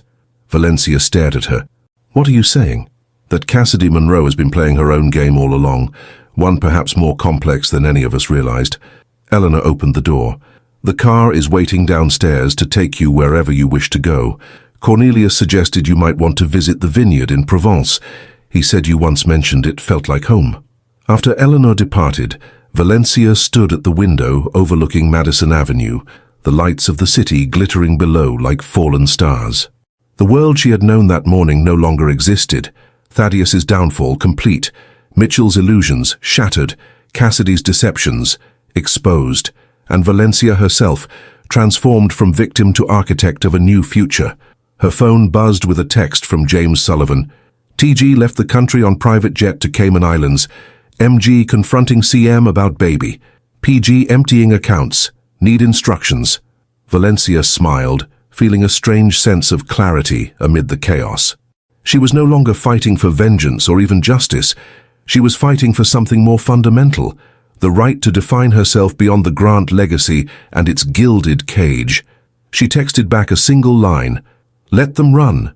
Some battles aren't worth winning." Then she booked a flight to Provence, to the vineyard that now belonged to her, not as Mrs. Thaddeus Grant, perfect corporate wife, but as Valencia Reyes, architect of her own destiny. As she packed a small bag at the brownstone, preparing for departure, one final text arrived from Cornelius. "The company will survive. The family may not. Choose your own path forward. With my blessing." Valencia looked around at the empty rooms of her new home, waiting to be filled with a life of her own making. For 15 years she had been defined by her marriage, her social position, her relationship to the Grant dynasty. Now standing amid the wreckage of that world, she felt not grief but possibility. The taxi arrived to take her to the airport. As Valencia stepped outside into the evening air, she paused, looking back at the brownstone, the first physical manifestation of her new independence. She would return eventually, but first she needed distance, perspective, the space to reimagine herself beyond the shadow of betrayal. Her phone buzzed one last time as she settled into the taxi. A voicemail from Mitchell. "Valencia, it's all falling apart. Cassidy's gone. The baby isn't mine or Thaddeus's. The police are investigating Penelope for fraud. Father's resigned. Everything we've worked for. It's just gone." Valencia deleted the message without responding. The Grant family drama would continue without her. Their betrayals and counter-betrayals, their power struggles and reconciliations would play out according to their nature. But she was free of it now. Free to discover who Valencia might be when she was no longer defined by Thaddeus Grant's betrayal. "JFK Airport," she instructed the driver, turning her face toward the future and leaving the wreckage of her past life behind. The old stone house nestled among the vineyards of Provence had stood for 3 centuries, weathering wars, revolutions, and the quieter battles of family legacies. Its sun-warmed walls and blue shutters welcomed Valencia on the 3rd morning of her self-imposed exile from New York. She sat on the terrace, laptop open before her, reviewing the flood of emails that continued despite her physical distance. The investigation into Grant Enterprises had expanded, with federal authorities now examining financial records spanning the last decade. Mitchell had stepped back completely, taking a leave of absence to address personal matters. Thaddeus remained in the Caymans, beyond immediate reach but hardly beyond consequences. Penelope had engaged the kind of defense attorney whose very name implied guilt, and Cassidy Monroe had vanished entirely. Valencia sipped her coffee, watching the sun climb over the vineyards. The harvest would come soon, her vineyard manager had explained yesterday, walking her through the operation with patient expertise. He'd been surprised to finally meet the owner whose name had been on the papers for 5 years, but had adapted quickly to her presence and her questions. Her phone rang, displaying Cornelius's number. She'd been avoiding his calls, needing space to process the revelation of his long-game strategy. "Valencia," his voice sounded stronger than at their last meeting. "I take it you found the vineyard satisfactory?" "It's beautiful," she acknowledged, "though I'm still trying to understand why you transferred it to me 5 years ago, without telling me." A soft chuckle came through the line. "Not everything requires immediate revelation. Some seeds need time to mature in darkness." Poetic, but not particularly illuminating. "I knew who my son was long before you did," Cornelius said, his tone sobering. "I saw how he treated you, how he diminished your light year by year. The transfers were my insurance policy for you, assets he couldn't touch when the inevitable implosion came." Valencia watched a pair of birds chase each other through the lavender field beyond the terrace. "You could have warned me. Would you have believed me, or would you have defended him, as you did for so many years?" Cornelius paused. "We all have our blindnesses when it comes to those we've chosen to love." The observation struck uncomfortably close to home. Valencia changed the subject. "I assume you're not calling just to discuss your gift-giving philosophy." "No." His tone shifted to one she recognized from countless board meetings. Focused, strategic. "The board met yesterday. They've asked me to resume temporary leadership until the investigations conclude. I've agreed, on one condition." "Which is?" "That you return to New York and work alongside me." Valencia felt a reflexive resistance. "I've just escaped that life, Cornelius. Not as Thaddeus's wife, as yourself, the woman who outmaneuvered him, the woman who saw what the rest of us missed for years." Cornelius's voice carried an uncharacteristic note of humility. "The company needs your perspective, Valencia. I need it. There are plenty of qualified executives who could assist you. Qualified, yes, but trusted? No." A heavy pause. "There's more at stake than just the company's future. I've received information about Cassidy Monroe that concerns me greatly." Valencia straightened in her chair. "What about her?" "She's resurfaced in Switzerland, at a private banking facility connected to accounts we didn't know existed, accounts that might contain significant company assets." The peaceful morning dissolved as Valencia's mind snapped back into strategic mode. "You think she was working with Thaddeus all along? That the pregnancy, the betrayal story, it was all an act?" "I don't know. That's why I need you. You've shown an uncanny ability to see through deception." Cornelius sounded genuinely uncertain, a rarity for the patriarch. "There's a Grant Enterprises jet standing by at Marseille. It can bring you to New York tonight." After ending the call, Valencia remained on the terrace, torn between the peaceful new beginning she'd glimpsed here and the unfinished business in New York. The vineyard offered simplicity, authenticity, qualities her life had lacked for 15 years. Returning meant re-entering the labyrinth of Grant family politics, corporate intrigue, and possibly further betrayal. Yet something in Cornelius's voice had reached her. Not his request for help, but the vulnerability behind it. The mighty Cornelius Grant, admitting he needed her perspective. It was perhaps the most honest exchange they'd ever had. 6 hours later, Valencia boarded the Grant Enterprises jet, leaving instructions with the vineyard manager to continue operations in her absence. She used the transatlantic flight to review the dossier Cornelius had sent, financial records, surveillance photos, and intelligence reports on Cassidy Monroe's movements since disappearing from New York. The picture that emerged was disturbing in its complexity. Cassidy had accessed a Swiss bank account opened in the name of an offshore shell company 3 years earlier. The initial deposit had come from a Grant Enterprises subsidiary that primarily handled international real estate holdings. Subsequent transfers had been authorized with dual signatures, Thaddeus's and an encrypted digital signature that remained unidentified. Not Penelope then, someone else. A third conspirator whose identity remained hidden. The jet touched down at Teterboro Airport outside New York shortly after midnight. James Sullivan waited beside a black SUV on the tarmac. "Welcome back, Mrs. Grant," he said, taking her small suitcase. "Cornelius asked me to bring you directly to the townhouse." The Grant family townhouse on East 70th Street had always been Cornelius's domain, separate from the company offices and from his adult children's lives. Valencia had visited only for formal family occasions, finding its old-world elegance intimidating rather than welcoming. Tonight, however, the house felt different, lived in, human. Eleanor led her to Cornelius's study, where the patriarch sat not behind his imposing desk, but in one of the leather chairs by the fireplace, looking smaller and more fragile than she remembered. "You came," he said, the relief evident in his voice. "I wasn't certain you would." "Neither was I." Valencia took the chair opposite him. "Tell me what this is really about, Cornelius. Beyond Cassidy and missing assets." He studied her for a long moment before answering. "Legacy. Not the company or the buildings that bear our name. The truth of who we are and what we've done. The good and the terrible." "That sounds ominously philosophical." Cornelius smiled faintly. "Age brings perspective, my dear. When you stare mortality in the face, as I did last week, priorities clarify remarkably. The heart episode Eleanor mentioned?" He nodded. "More serious than she was told. The doctors have been quite clear about my prognosis." Valencia felt a surprising surge of emotion. Despite their complicated relationship, Cornelius had been a constant in her life, a figure of granite-like solidity. "How bad?" "Let's just say I'm putting my affairs in order." He waved away her concerned expression. "Don't worry. I'm not planning to expire before resolving this current crisis. But it has lent a certain urgency to my thinking." Eleanor entered with a tray of tea, the familiarity of the gesture strangely comforting. After she'd gone, Cornelius continued. "What I'm about to tell you goes beyond Thaddeus's financial misconduct. It involves the very foundation of Grant Enterprises." He leaned forward. 3 years ago, I began to suspect my son was diverting company resources. I hired a private investigator, not Sullivan, someone outside our circle, to track the money. What he found led to a network of shell companies and hidden accounts that predated Thaddeus's control of the company. Valencia frowned. "You're saying the financial irregularities started before Thaddeus became CEO?" "Yes, with me." The admission hung in the air between them.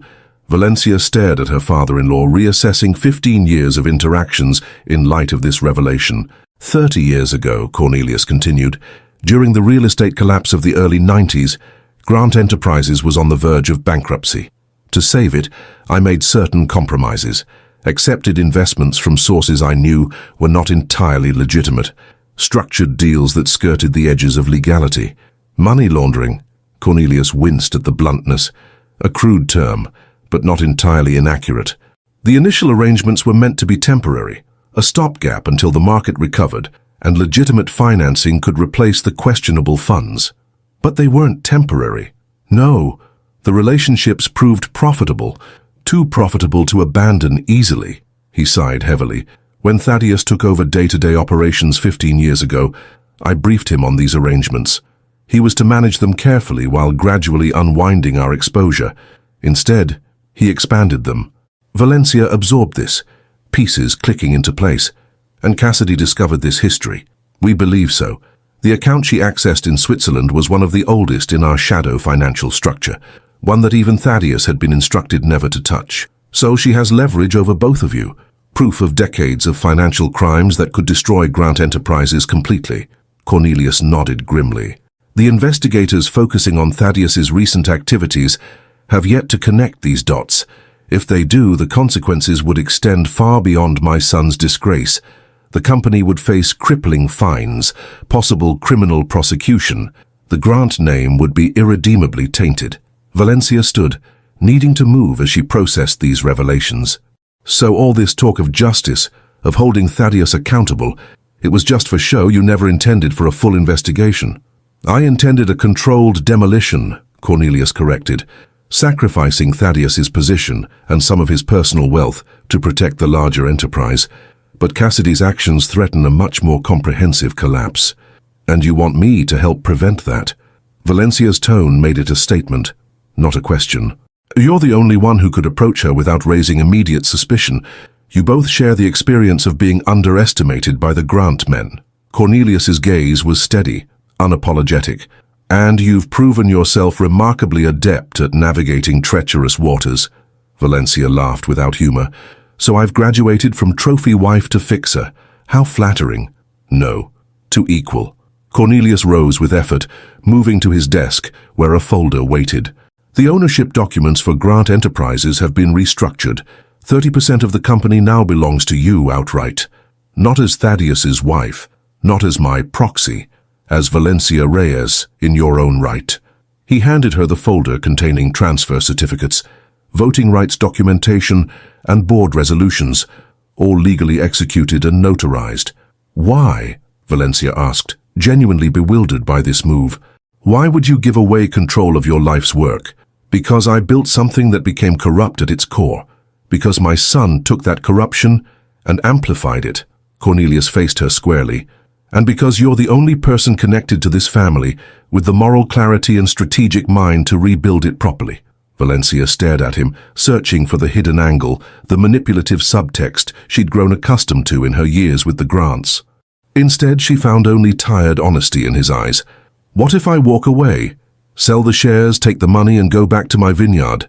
Then Grant Enterprises likely falls, and perhaps that's the justice it deserves." Cornelius returned to his chair, suddenly looking every one of his 80 years. "The choice is yours, Valencia, as it should have been from the beginning." The following morning found Valencia in a small cafe in the West Village, far from the Midtown Towers and Upper East Side enclaves that had defined her married life. She'd spent the night in her brownstone, surrounded by the clean simplicity of a space untainted by Grant family drama. Across from her sat James Sullivan, reviewing surveillance photos of Cassidy's movements in Switzerland. "She's still there," he reported, "staying at Le Richemont in Geneva. Daily visits to the private bank. Meeting with financial advisors." "Alone?" "That's the interesting part." Sullivan slid a particular photo toward her. "This man has accompanied her to 3 meetings. We've identified him as Anton Kuznetsov, formerly with Russian intelligence, now a private consultant specializing in moving assets discreetly." Valencia studied the image of the distinguished silver-haired man escorting Cassidy into a sleek office building. He's not working for Thaddeus. Thaddeus wouldn't trust a Russian with his shoelaces, let alone his money. Agreed. Our theory is that Kuznetsov represents a third party, someone who's been involved with these accounts from the beginning. "Someone Cornelius did business with 30 years ago," Valencia murmured, pieces beginning to align in her mind. "Has Thaddeus made any attempts to contact Cassidy?" "Not that we've detected. He remains in the Caymans, apparently content to wait things out." Sullivan hesitated. "There's something else you should know. Mitchell Grant has booked a flight to Geneva. He leaves tonight." This was unexpected. Mitchell had been keeping a deliberately low profile since the board meeting revelations. "He knows about Cassidy's location?" "It appears so." Valencia considered this new complication. Mitchell had been blindsided by the revelation that he was not the father of Cassidy's baby, yet he was now pursuing her across an ocean. Either his feelings ran deeper than anyone had realized, or he had motivations beyond the personal. "I need to get to Geneva before Mitchell does," she decided. "Have the company jet prepared. And Sullivan, I want you to access Mitchell's communications. Find out who he's been talking to." Sullivan raised an eyebrow. "That goes beyond my normal..." "Your normal parameters became irrelevant the moment Cornelius handed me 30% of the company." Valencia's tone left no room for argument. "Do it, and report directly to me, not to Cornelius." 4 hours later, Valencia was airborne again, reviewing everything known about Cassidy Monroe.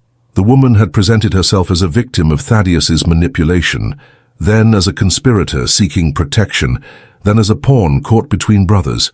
Each version contained elements of truth woven into calculated deception. But there was one fact that didn't fit any narrative. The DNA test showing the baby wasn't fathered by either Grant brother. That revelation had no strategic value for Cassidy. In fact, it undercut her leverage with both men. So why maintain the pregnancy fiction at all? Unless the pregnancy itself was the asset being protected. Valencia's phone buzzed with an encrypted message from Sullivan. "MG in communication with Penelope daily, despite legal separation. Both in contact with offshore entity registered in Singapore. Same entity transferred $3 to Swiss account 2 days ago." So Mitchell and Penelope's estrangement was another performance. Valencia shook her head, amazed at the layers of deception the Grant family seemed capable of generating. Apparently, theatrical talent ran in the family alongside financial acumen and moral flexibility. The plane landed in Geneva shortly after dawn. A discreet car service transported Valencia to Le Richemont, where she checked into a suite on the same floor as Cassidy's. Rather than announcing her presence immediately, Valencia instructed hotel staff to deliver a simple note. "We need to talk. The future of Grant Enterprises depends on it. V." The response came within minutes, a knock on Valencia's door. Cassidy stood in the hallway, her pregnancy more pronounced now, her expression a careful mask of surprise. "Valencia." I didn't expect to see you in Geneva. She entered the suite with the grace of a woman accustomed to navigating treacherous social waters. Clearly, Valencia gestured to a chair. I think we've moved beyond pleasantries, don't you? Let's start with the truth about who you're working for. Cassidy settled into the chair, one hand resting protectively over her belly. What makes you think I'm working for anyone but myself? The $3 million transferred to your account from a Singapore entity. The meetings with Anton Kuznetsov. The fact that you've gained access to financial structures that predate your existence, let alone your relationship with Thaddeus. A flicker of respect crossed Cassidy's face. You've been busy. Answer the question. Cassidy considered her options, then sighed. I was hired initially to get close to Thaddeus, to gather information about certain financial arrangements established by Cornelius decades ago. Hired by whom? By the original partner in those arrangements, someone who felt they weren't receiving their fair share as the company grew. Cassidy met Valencia's gaze directly. Someone who knew where all the bodies were buried, because they helped bury them. Valencia leaned forward. Victoria Grant, Cornelius's first wife. Shock registered on Cassidy's face. How did you... Process of elimination. Victoria disappeared from the family narrative so completely that I knew there had to be more to the story than the amicable divorce fiction. She was written out like a character in a Soviet photograph. She wasn't just written out, she was bought out. Cassidy's voice hardened. Forced to sign away her rights to the company she helped build, in exchange for a pittance and her freedom. Valencia absorbed this.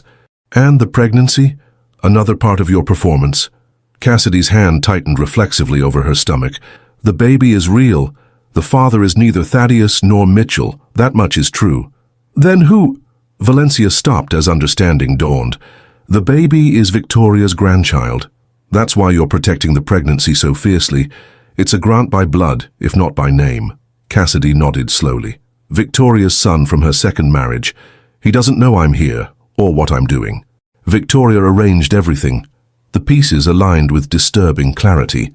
Victoria Grant, the forgotten matriarch, had orchestrated an elaborate revenge against the family that had erased her, using Cassidy as her instrument to destabilize the company from within and access accounts that contained her rightful share of the enterprise. And now Mitchell is on his way here, Valencia said, working with Penelope despite their supposed estrangement. What's their angle in all this? They want what everyone wants, control. They think I have access to funds that could give them leverage against Cornelius. Cassidy smiled thinly. They're not wrong. And Thaddeus? Where does he fit now? Thaddeus is irrelevant. He was always the weakest link, arrogant enough to be manipulated, cruel enough to be isolated when the time came. Cassidy's expression revealed genuine disgust. Victoria knew his type, men who mistake inheritance for achievement. Valencia stood and moved to the window, gazing out at Lake Geneva sparkling in the morning sun.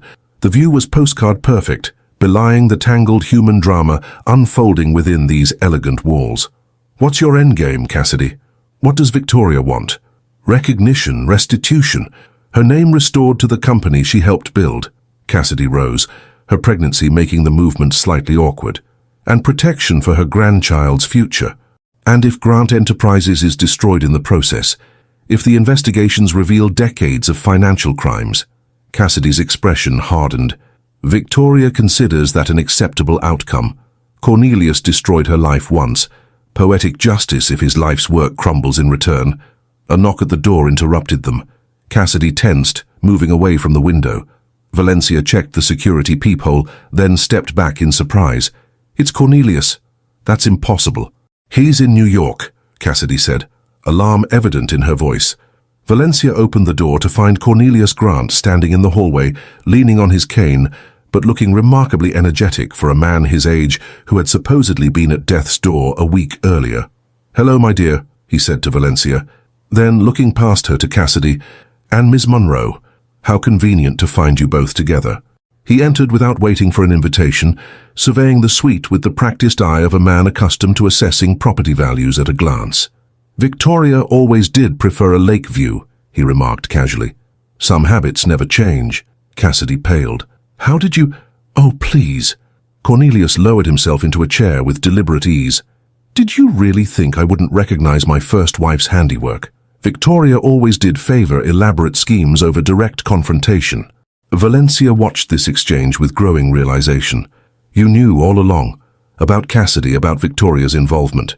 Not from the beginning, Cornelius admitted, but I suspected something when Thaddeus first mentioned his brilliant new assistant, who seemed remarkably well-versed in complex financial structures, too well-versed for someone her age with her resume. He turned to Cassidy.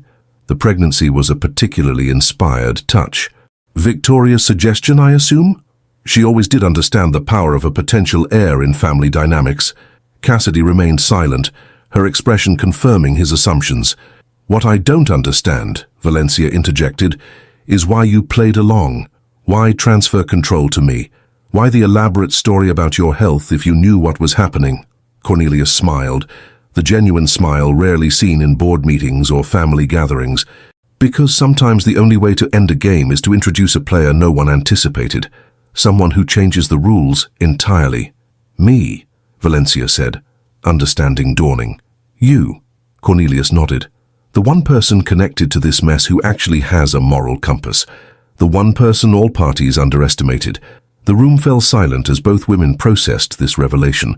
Cornelius Grant, master strategist to the end, had recognized the destruction Victoria was orchestrating and had countered not with direct opposition but by empowering the one person who might actually salvage something worthwhile from the wreckage. Cassidy recovered first. This doesn't change anything. Victoria has the evidence. The accounts are being transferred as we speak. Let them go, Valencia said quietly. Both Cornelius and Cassidy stared at her. The money, the properties, the assets hidden for decades. Let Victoria have them. Valencia moved to the center of the room, suddenly clear about her path forward. They were partly hers to begin with, from what you've both said. But the company itself, the legitimate business that employs thousands of people, that's worth saving. Valencia, Cornelius began. No, she cut him off with newfound authority. You gave me 30% of Grant Enterprises, Cornelius. That makes me the second largest shareholder after you, and I say we negotiate with Victoria, properly, fairly. Cassidy looked between them, calculating odds in real time. Victoria won't settle for less than full recognition of her role, her name restored to the company in some capacity. Grant Hayes Enterprises, Valencia suggested, incorporating Victoria's married name. A fresh start, with transparency about the company's origins. Victoria returns as chairwoman emeritus. You, Cassidy, are offered a legitimate role in the reorganized company. Your financial skills are genuine, whatever your original motives. And the investigations? The authorities are already deep into the company's records, Cassidy pointed out. We get ahead of it, Valencia said firmly. Full disclosure of past improprieties, negotiated settlements with regulatory authorities, restructuring of any compromised assets. Financial suicide, Cornelius muttered. Short-term pain for long-term survival, Valencia countered. The alternative is complete destruction when these investigations reach their natural conclusion. A tense silence filled the room as Cornelius and Cassidy considered this proposal. Finally, Cassidy spoke. I'll need to discuss this with Victoria directly. Of course, Valencia agreed, but there's one non-negotiable condition. Thaddeus, Mitchell, and Penelope are all removed permanently from any role in the company. Their shares purchased at fair market value, but their influence ended completely. Cornelius raised an eyebrow. You'd cut off both my sons. They've proven themselves unworthy of the legacy you and Victoria created, whatever its flaws. Valencia's tone was firm. The cycle of betrayal and counter-betrayal ends now. The old patriarch studied her for a long moment, then slowly nodded. Victoria will appreciate the irony at least. Both of us outlasting our children in the company hierarchy. If she agrees, Cassidy cautioned. She will, Cornelius said with surprising confidence. Victoria Hayes is many things, but foremost a businesswoman. This offers her the recognition she's always wanted, without the messy public destruction she's willing to settle for. As Cassidy left to contact Victoria, Valencia turned to Cornelius. You took a significant risk coming here. If Victoria had been less pragmatic, or if Cassidy had been less rational, then I would have lost everything. Cornelius shrugged. At my age, that's a risk worth taking to correct the mistakes of a lifetime. Valencia shook her head in amazement. You Grant are all the same. Everything's a game to be won, even potential ruin. Not you, Cornelius said quietly. You're different, which is why you're the future of this company if it has one. 3 days later, Valencia sat across from Victoria Hayes in a private dining room overlooking Lake Geneva. The former Mrs. Grant was a striking woman in her 70s, with sharp intelligence in her eyes and a regal bearing that reminded Valencia of certain European aristocrats she'd encountered during her modeling days. "So," Victoria said, sipping her wine appreciatively, "you're the woman who finally brought Thaddeus to his knees. I've looked forward to meeting you." "I didn't set out to destroy him," Valencia clarified. "I simply stopped enabling him. The most devastating move possible." Victoria smiled approvingly. "I underestimated you, we all did. A common mistake in the Grant orbit." They shared a moment of understanding, two women who had navigated the treacherous waters of the Grant family dynasty and emerged with their dignity intact. "The papers are being drawn up as we speak," Victoria said. "Grant Hayes Enterprises, a new chapter with acknowledgement of the past." "And Cassidy's role?" "Chief Risk Officer." "Ironic, considering how she infiltrated the company, but her skills are genuine." Victoria's expression softened slightly. "And she carries my grandchild. That counts for something." Valencia nodded. "And the original funds? The questionable investments? Being legitimized where possible, dissolved where necessary." Victoria set down her glass. "Cornelius and I have agreed on a structured disclosure to authorities. There will be fines, certainly. Possibly some symbolic prosecutions of former executives, but the company itself will survive." As their lunch concluded, Victoria fixed Valencia with an appraising look. "What about you? Where do you go from here?" Valencia thought of the vineyard in Provence, of the brownstone in the West Village, of the 30% stake in a company being reborn from the ashes of decades of deception. "Forward," she said simply. "On my own terms, for the first time in my life." Victoria nodded approvingly. "The only direction worth moving." She raised her glass in a final toast, "to women who refuse to be written out of the story." As Valencia's plane departed Geneva the next evening, she watched the Alps recede beneath her, their snow-capped peaks catching the last rays of sunset. Her phone contained dozens of messages, from Mitchell, desperate to understand what was happening, from Thaddeus, alternating between threats and attempts at reconciliation, from business associates sensing the seismic shifts in the Grant Empire and positioning themselves accordingly. She would answer them all in time, but for now, Valencia allowed herself a moment of quiet triumph. Not over Thaddeus specifically, or the Grant family generally, but over the version of herself that had accepted limitation and erasure for so long. The betrayal that had seemed like an ending had become instead the beginning of her true story. Valencia closed her eyes, feeling the plane banking gently eastward, carrying her toward a future of her own design. 1 year later, Valencia stood at the floor-to-ceiling windows of the Grant Hayes Enterprises executive suite, watching Manhattan glitter beneath a perfect October sky. The office, her office now, occupied the northeast corner of what had once been called Grant Tower, providing commanding views of the city she'd once navigated as an accessory to power rather than a power herself. The transformation of the company had been neither smooth nor painless. The financial press had feasted on the story for months, the estranged first wife returning after decades, the corruption exposed, the family schism laid bare for public consumption. Stock had plummeted initially, then stabilized as the new leadership team demonstrated transparency and a clear vision for the future. "Ms. Reyes, they're ready for you in the boardroom." Valencia turned from the window, smiling at her assistant. She had reclaimed her maiden name 6 months ago when the divorce was finalized, shedding the Grant surname as deliberately as she had shed the persona that accompanied it. "Thank you, Emma. I'll be right there." The boardroom had been redesigned along with the company's identity. The heavy mahogany replaced with lighter wood, the oppressive leather chairs exchanged for ergonomic alternatives. The artwork now featured contemporary pieces by emerging artists, rather than the hunting scenes and maritime paintings that had previously dominated. Around the table sat the company's new leadership, a blend of legacy executives who had proven their integrity during the transition and fresh talent recruited for their expertise and ethical reputations. Victoria Hayes occupied the chair at the far end, elegant in charcoal Armani, her silver hair cut in a sleek bob that emphasized her sharp features.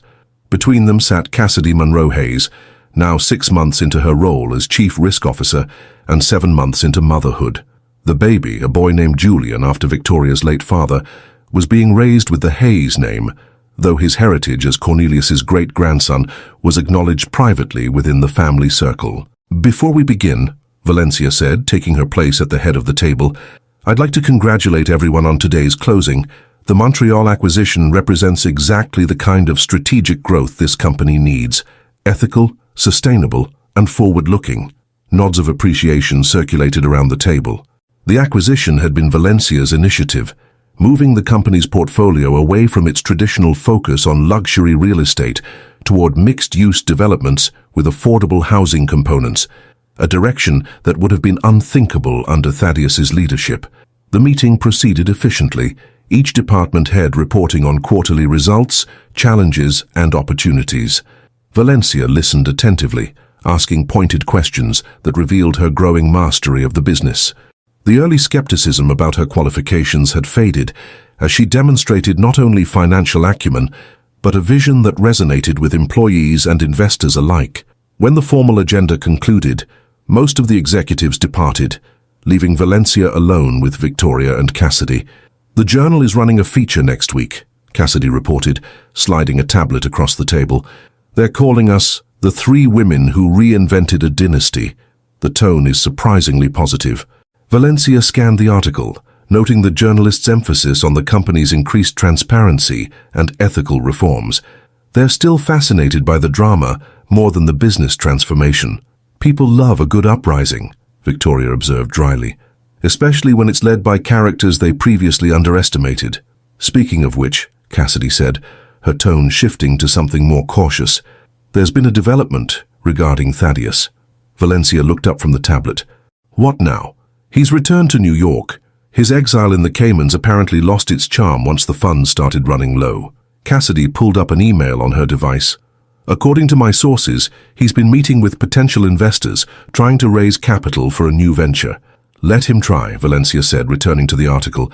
"His reputation in this town is beyond repair." "That's just it," Cassidy continued. "He's not using the Grant name. He's operating under a new identity, Phoenix Capital Partners, and he's targeting investors who may not be familiar with his history." Victoria frowned. "That sounds like Thaddeus, always believing he can reinvent himself without consequences." Valencia considered this information, surprised by her own emotional response. Not anger or fear, but a detached curiosity about a man who had once dominated her existence. "Is he a threat to us?" "Not directly," Cassidy answered. "But he's been approaching some of our smaller development partners, trying to establish himself as a competitor in spaces where we've been making inroads." "Of course he is," Valencia murmured. It was exactly like Thaddeus to position himself in opposition to her success, to attempt to undermine what she had built from the ashes of his failure. "Should we intervene?" Victoria asked. "A few well-placed calls could disrupt his fundraising efforts." Valencia considered the question carefully. A year ago, she might have embraced the opportunity for further retribution. Now she found the prospect oddly unappealing. "No," she decided. "We focus on our path forward. Thaddeus can navigate his own consequences." After Victoria and Cassidy departed, Valencia returned to her office, pausing to examine the single personal photograph she kept on her otherwise minimalist desk, an image of the Provence vineyard at sunset, its rows of vines stretching toward distant hills. She had managed to visit twice in the past year, brief escapes from the intensity of rebuilding Grant Hayes Enterprises. Her assistant's voice came through the intercom. "Ms. Reyes, Mr. Grant is here to see you." Valencia tensed momentarily before remembering that Mr. Grant no longer automatically meant Thaddeus. "Send him in, Emma." Cornelius entered, moving more slowly than he once had, but still carrying himself with the dignity of a man who had built an empire. At 81, he had formally retired from daily operations, serving now as chairman emeritus alongside Victoria, a ceremonial arrangement that acknowledged their joint contributions while limiting their actual power. "Valencia," he greeted her with genuine warmth. "You're looking well. Success agrees with you." "Thank you, Cornelius." She gestured to the sitting area near the windows. "What brings you here today? I thought you and Margaret were in Maine." He settled into a chair with a slight grimace that betrayed his age. "We were. The autumn colors are magnificent, but I received some news that I felt should be delivered in person." Valencia's mind immediately went to Thaddeus. Is this about Phoenix Capital Partners? Cornelius looked surprised. You know about that already? Your intelligence network is impressive. Cassidy keeps tabs on potential competitive threats. Valencia sat opposite him. Is there more I should know? It's not just Thaddeus, Cornelius said, his expression grave. Mitchell and Penelope have reconciled, apparently. They're involved in the venture as well. This was unexpected. Mitchell had maintained a low profile since the collapse of the original company structure, living quietly on family money while pursuing vague consulting work. Penelope had faced more serious consequences for her role in the financial misdeeds, narrowly avoiding criminal charges through a cooperation agreement. The Grant brothers reunited in opposition to us. Valencia shook her head. Some patterns never change. There's more. Cornelius removed an envelope from his jacket. Mitchell has petitioned the family court for visitation rights with Julian. He's claiming potential paternity based on the timeline of Cassidy's pregnancy. Valencia accepted the envelope, containing legal documents outlining Mitchell's claim. Does he have any chance of succeeding? The DNA test already established Julian isn't his, but Mitchell is arguing the test could have been manipulated given the high stakes involved at the time. Cornelius sighed heavily. It's a nuisance suit designed to create complications and negative publicity. Just when the company is stabilizing. Just when the press is finally focusing on our accomplishments rather than our drama. Valencia set the documents aside. Have you told Victoria? Not yet. I wanted your perspective first. Valencia felt a surge of appreciation for this man who had once been her father-in-law and was now something less easily defined. A mentor, perhaps, or an ally in a post-dynastic landscape. Victoria needs to know immediately. Cassidy, too. Valencia rose, moving to her desk to make notes. We'll need to get ahead of this legally and from a PR perspective. A coordinated response that protects Julian while minimizing media impact on the company. Cornelius watched her with evident approval. You've become quite the strategist. I learned from the best. Not always positive lessons, but educational nonetheless. She looked up from her notes. Why are they doing this now? What's the endgame? Leverage, Cornelius answered simply. They've lost their positions, their influence, much of their wealth. This is an attempt to force negotiation, perhaps a settlement that would fund their new venture in exchange for going away quietly. Valencia absorbed this analysis, recognizing its probable accuracy. The Grant brothers had been raised to view everything as a transaction, everyone as either an asset or an obstacle. Even a child, especially a Grant child, would be seen as a chess piece in their game of restoration. They're underestimating Victoria if they think she'll negotiate over her grandson, Valencia observed. They're underestimating all three of you. Cornelius smiled faintly. Still, after Cornelius departed, Valencia cleared her schedule for the remainder of the day. This new challenge required careful consideration, not just as a business threat, but as a potential reopening of wounds that had begun to heal. She walked the 30 blocks to her brownstone in the West Village, using the time to process her thoughts. The neighborhood offered a welcome contrast to Midtown's corporate intensity, intimate streets lined with trees beginning to display autumn colors, independent shops rather than luxury chains, a human scale that felt increasingly precious in a city dominated by super towers and mega developments. The brownstone had evolved over the past year, gradually filling with carefully chosen pieces that reflected Valencia's emerging identity. Gone were the sterile designer furnishings of her life with Thaddeus, replaced by items selected for personal meaning rather than status. Artwork from emerging creators she believed in, furniture chosen for comfort rather than pedigree, books that would have been considered too intellectual or obscure for display in her former life. Valencia prepared tea and carried it to her small garden at the back of the house. The urban oasis had become her thinking space, its enclosure of green a reminder that growth could happen in unlikely places given the right conditions.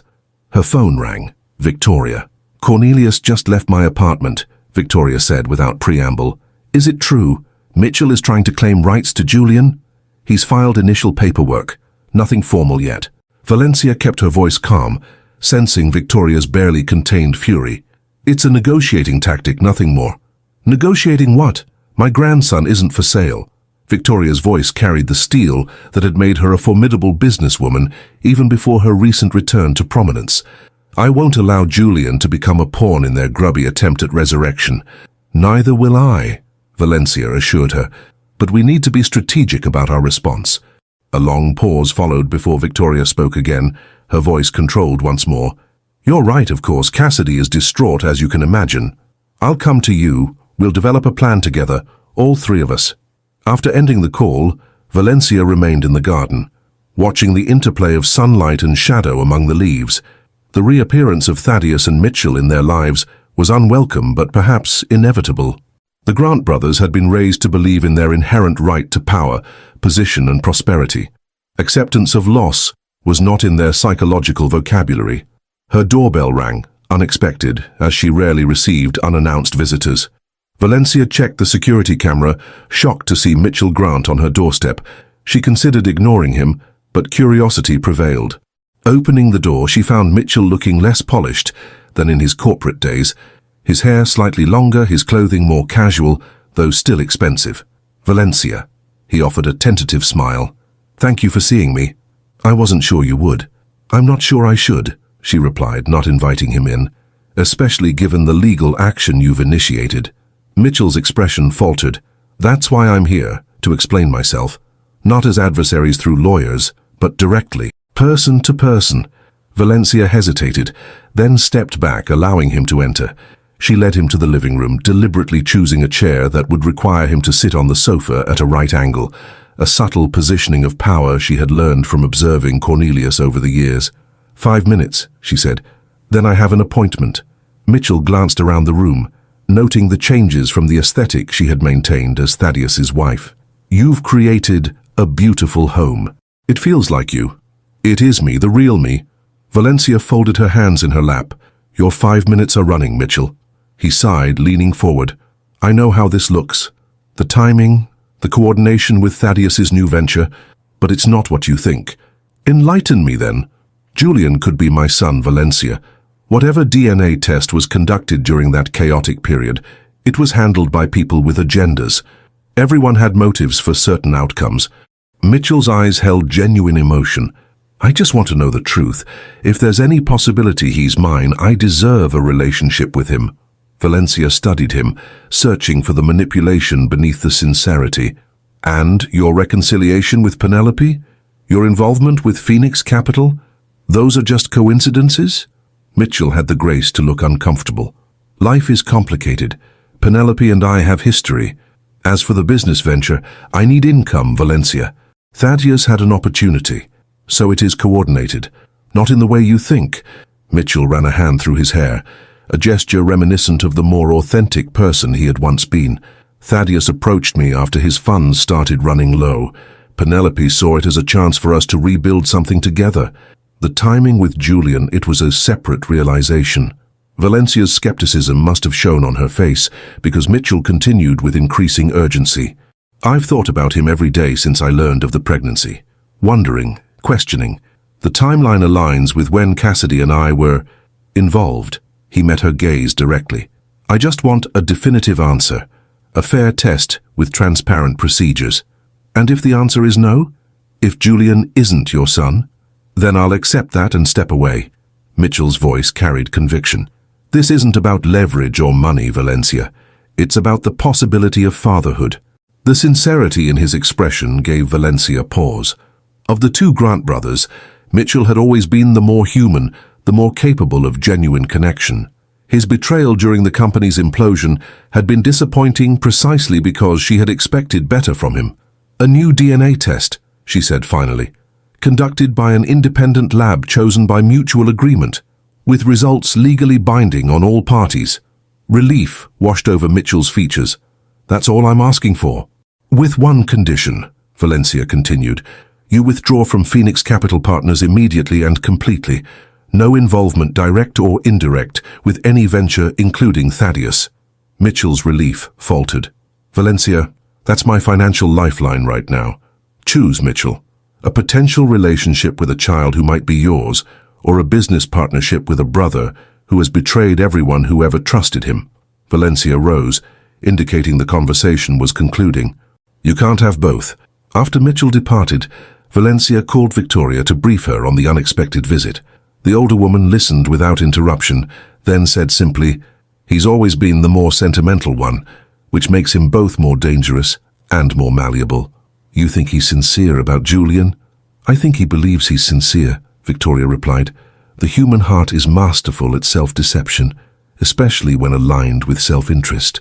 That evening, as Valencia prepared for her meeting with Victoria and Cassidy, her phone lit up with a text from a number she had deleted, but instantly recognized. Thaddeus. We should talk, for old time's sake. The Four Seasons. Tomorrow, 1 p.m. Valencia stared at the message, surprised by her own emotional neutrality. There had been a time when any communication from Thaddeus would have triggered an immediate cascade of feelings: hope, fear, anger, longing. Now she felt only mild curiosity, as if receiving a message from a historical figure, rather than someone who had once been the center of her existence. She left the text unanswered and continued her preparations. The meeting with Victoria and Cassidy lasted well into the night, the three women developing a coordinated strategy for addressing Mitchell's claim. By morning, their legal team had drafted a response agreeing to a new DNA test under tightly controlled conditions, while their PR firm prepared statements emphasizing their commitment to Julian's well-being above all else. As Valencia prepared for work the following day, another text arrived from Thaddeus. I'll take your silence as assent. See you at 1. She smiled at his characteristic presumption.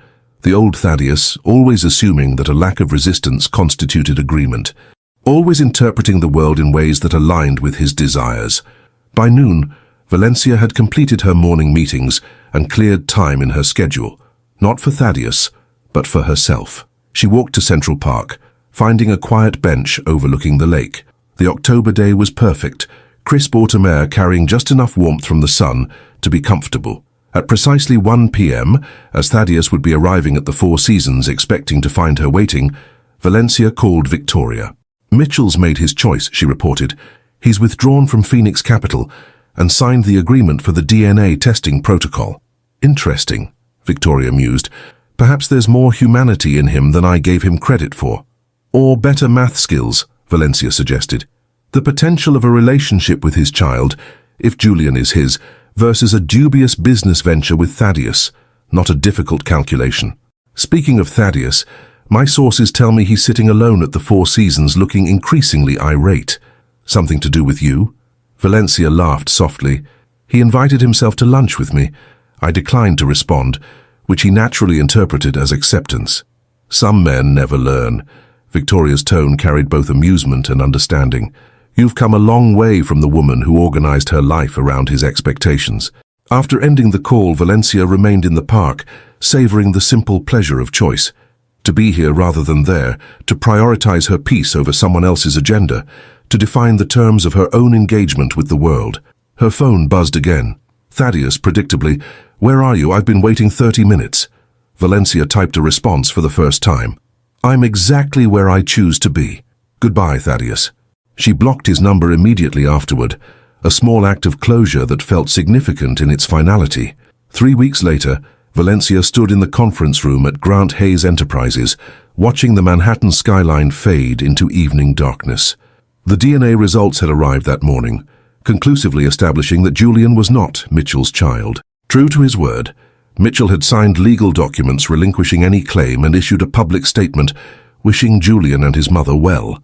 Cassidy entered quietly, joining Valencia at the window. It's finally over, she said softly. The last loose end tied up. How do you feel? Valencia asked. Relieved, for Julian's sake mostly.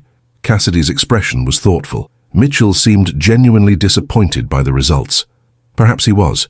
People contain multitudes. Selfish calculation and genuine emotion often coexist. Valencia turned to face her colleague. Have you told Victoria? Yes. She's already meeting with the PR team to finalize our statement. Cassidy hesitated. There's something else you should know. About Julian's father. Valencia raised an eyebrow. Is it relevant to the company? Not directly. But given everything we've been through together, I thought you deserved the truth. Cassidy took a deep breath. Julian's father is Anton Kuznetsov, the Russian consultant. Valencia couldn't hide her surprise. Victoria's financial advisor? Cassidy nodded. We met when Victoria first approached me about infiltrating Grant Enterprises. The relationship wasn't planned, but it happened. Victoria doesn't know. Why tell me this now? Because secrets have a way of resurfacing. Because you've earned transparency from me. Cassidy met her gaze directly. And because I'm leaving New York. Anton has asked me to join him in Geneva, permanently. Valencia absorbed this unexpected development. What about your position here? Your role in rebuilding the company? I've helped establish the new risk management frameworks. The team is solid. Victoria has agreed to my departure, though she doesn't know all the reasons. Cassidy smiled sadly. New York holds too many complicated memories. Julian deserves a fresh start. Later that evening, after informing the executive team of Cassidy's impending departure, Valencia walked home through the city streets. The revelation about Julian's paternity was surprising, but somehow fitting. One final twist in a saga built on hidden connections and unexpected alliances. In her brownstone, Valencia poured a glass of wine from her vineyard's first vintage under her management, a Syrah that had received unexpected acclaim from European critics. She raised the glass in a silent toast to the journey that had brought her here, to this moment of quiet triumph. Her phone chimed with an email notification, the final signed agreements formally concluding Mitchell's claim to Julian. The legal language was dry, the implications profound. The Grant brothers had lost their final avenue of leverage against the women who had reclaimed the company they once controlled. Valencia opened the glass doors to her garden, stepping outside to breathe the cool evening air.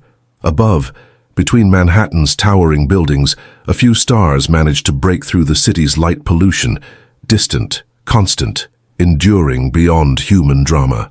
A year ago she had stood in this same garden, grappling with the fresh wounds of betrayal. Now she stood in the same physical space, but in an entirely different emotional landscape, one defined by strength rather than survival, by choice rather than reaction. The ultimate price of Thaddeus's betrayal had not been paid by Valencia, but by Thaddeus himself. In attempting to discard her, he had inadvertently freed her to become someone far more powerful than the carefully curated corporate wife she had once been.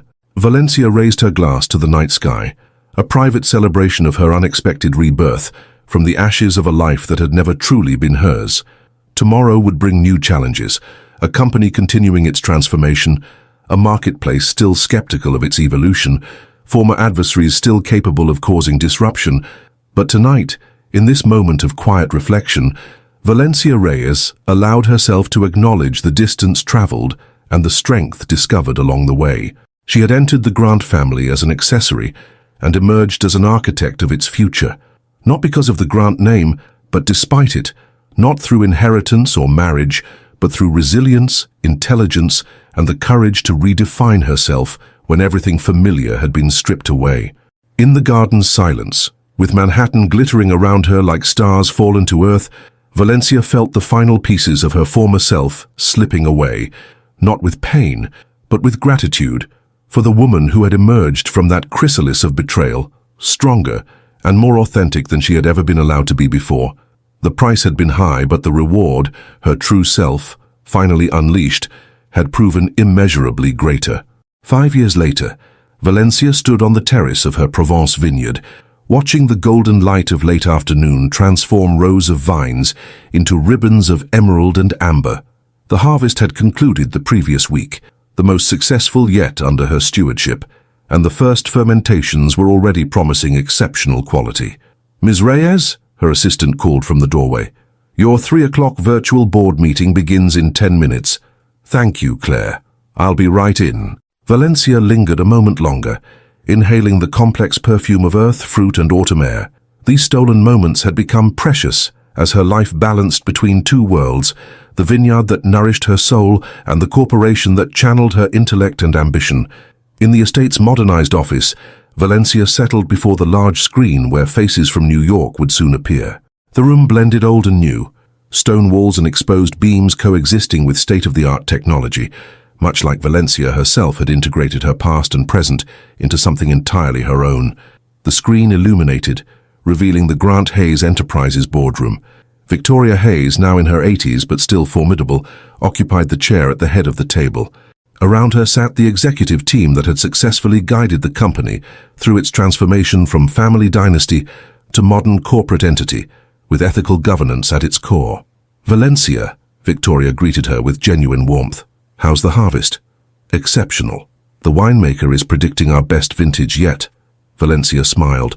But I suspect we're not here to discuss Sira. Indeed not. Victoria's expression shifted to business mode. The acquisition offer from Meridian Global has been formalized. The numbers are significant. The proposed acquisition had been circling for months. A well-respected international conglomerate seeking to add Grant Hayes Enterprises to its portfolio. The offer represented validation of the company's successful reinvention and would deliver extraordinary returns to shareholders.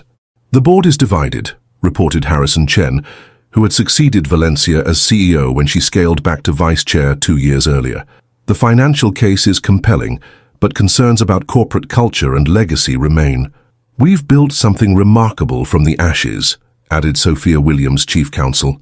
There's legitimate concern about preservation of values under new ownership. Valencia listened to the discussion, noting the passion with which these professionals, none with the Grant or Hayes name, defended the company's identity.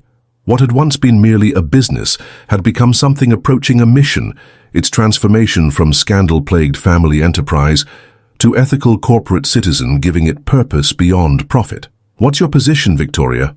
Valencia asked when the initial reports concluded. The elegant octogenarian considered her response carefully. "I find myself in an unexpected position. 5 years ago, I would have evaluated this solely on financial terms. Now," she gestured around the table, "I find myself concerned with legacy in a different sense.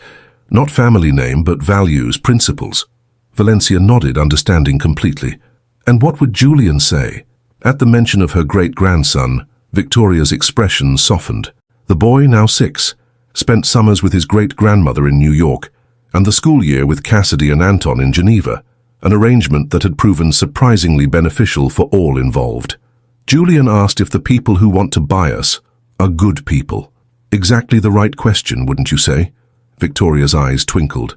From the mouths of babes. The meeting continued with detailed discussion of terms, conditions, and potential compromises that might address cultural concerns. Valencia participated fully while observing the confident, principled team navigating complex ethical and financial terrain with remarkable skill. This, perhaps more than stock price or market position, represented the true success of their reinvention. 2 hours later, as the meeting concluded with agreement to continue negotiations while seeking stronger cultural protections, Valencia stepped outside again. Twilight had fallen, transforming the landscape into soft purples and deep blues. Her phone chimed with a text from Harrison. "Whatever we decide, your legacy is secure. You showed us how to rebuild with integrity." The message touched her unexpectedly. Legacy had never been her goal. Survival had been enough in those early days after Thaddeus's betrayal. Yet somehow, in focusing on making each decision with clarity and principle, she had created something worthy of lasting. As the stars emerged above the vineyard, Valencia opened a bottle of her estate's first award-winning vintage. The wine, like her life, had required time to reveal its true character. The initial shock and pain transformed through patient attention into something complex and satisfying. Her phone rang, a New York number she didn't recognize. "Valencia Reyes," she answered. "Valencia, it's Mitchell Grant." She hadn't spoken with Mitchell in nearly 3 years, not since their paths had crossed briefly at an industry event. "Mitchell, this is unexpected. I apologize for the intrusion." His voice carried the weight of years, more textured than she remembered. "I'm calling because, well, Thaddeus died yesterday, heart attack." Valencia sat down on the terrace wall, surprised by the wave of emotion that swept through her. Not grief exactly, but something more complex. The end of a chapter she had thought already concluded. "I'm sorry for your loss," she said, meaning it despite everything. "Thank you." Mitchell paused, the silence heavy with unspoken history. "There won't be a formal service, just family. His wishes." "I understand." Valencia watched the first evening stars appear above the darkening vineyards. "How are you, Mitchell?" "Really?" A long sigh. "Rebuilding. Slowly. Teaching economics at Columbia. Writing occasionally." Another pause. "I followed the right path that day, Valencia, choosing the possibility of fatherhood over Thaddeus's schemes. Even though Julian wasn't mine, the choice itself, it changed me." "Choices have a way of doing that," Valencia agreed softly. "The company you've built from what was once ours, it's remarkable, truly." His voice carried genuine admiration. "You've created something better than what existed before." After they said goodbye, Valencia remained on the terrace, contemplating mortality and transformation. Thaddeus was gone, yet the ripples of his actions, both destructive and inadvertently catalytic, continued to shape lives and institutions.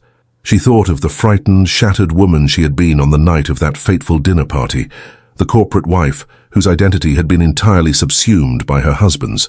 That woman could never have imagined sitting here, president of an acclaimed vineyard, vice chair of a transformed corporation, wholly herself at last.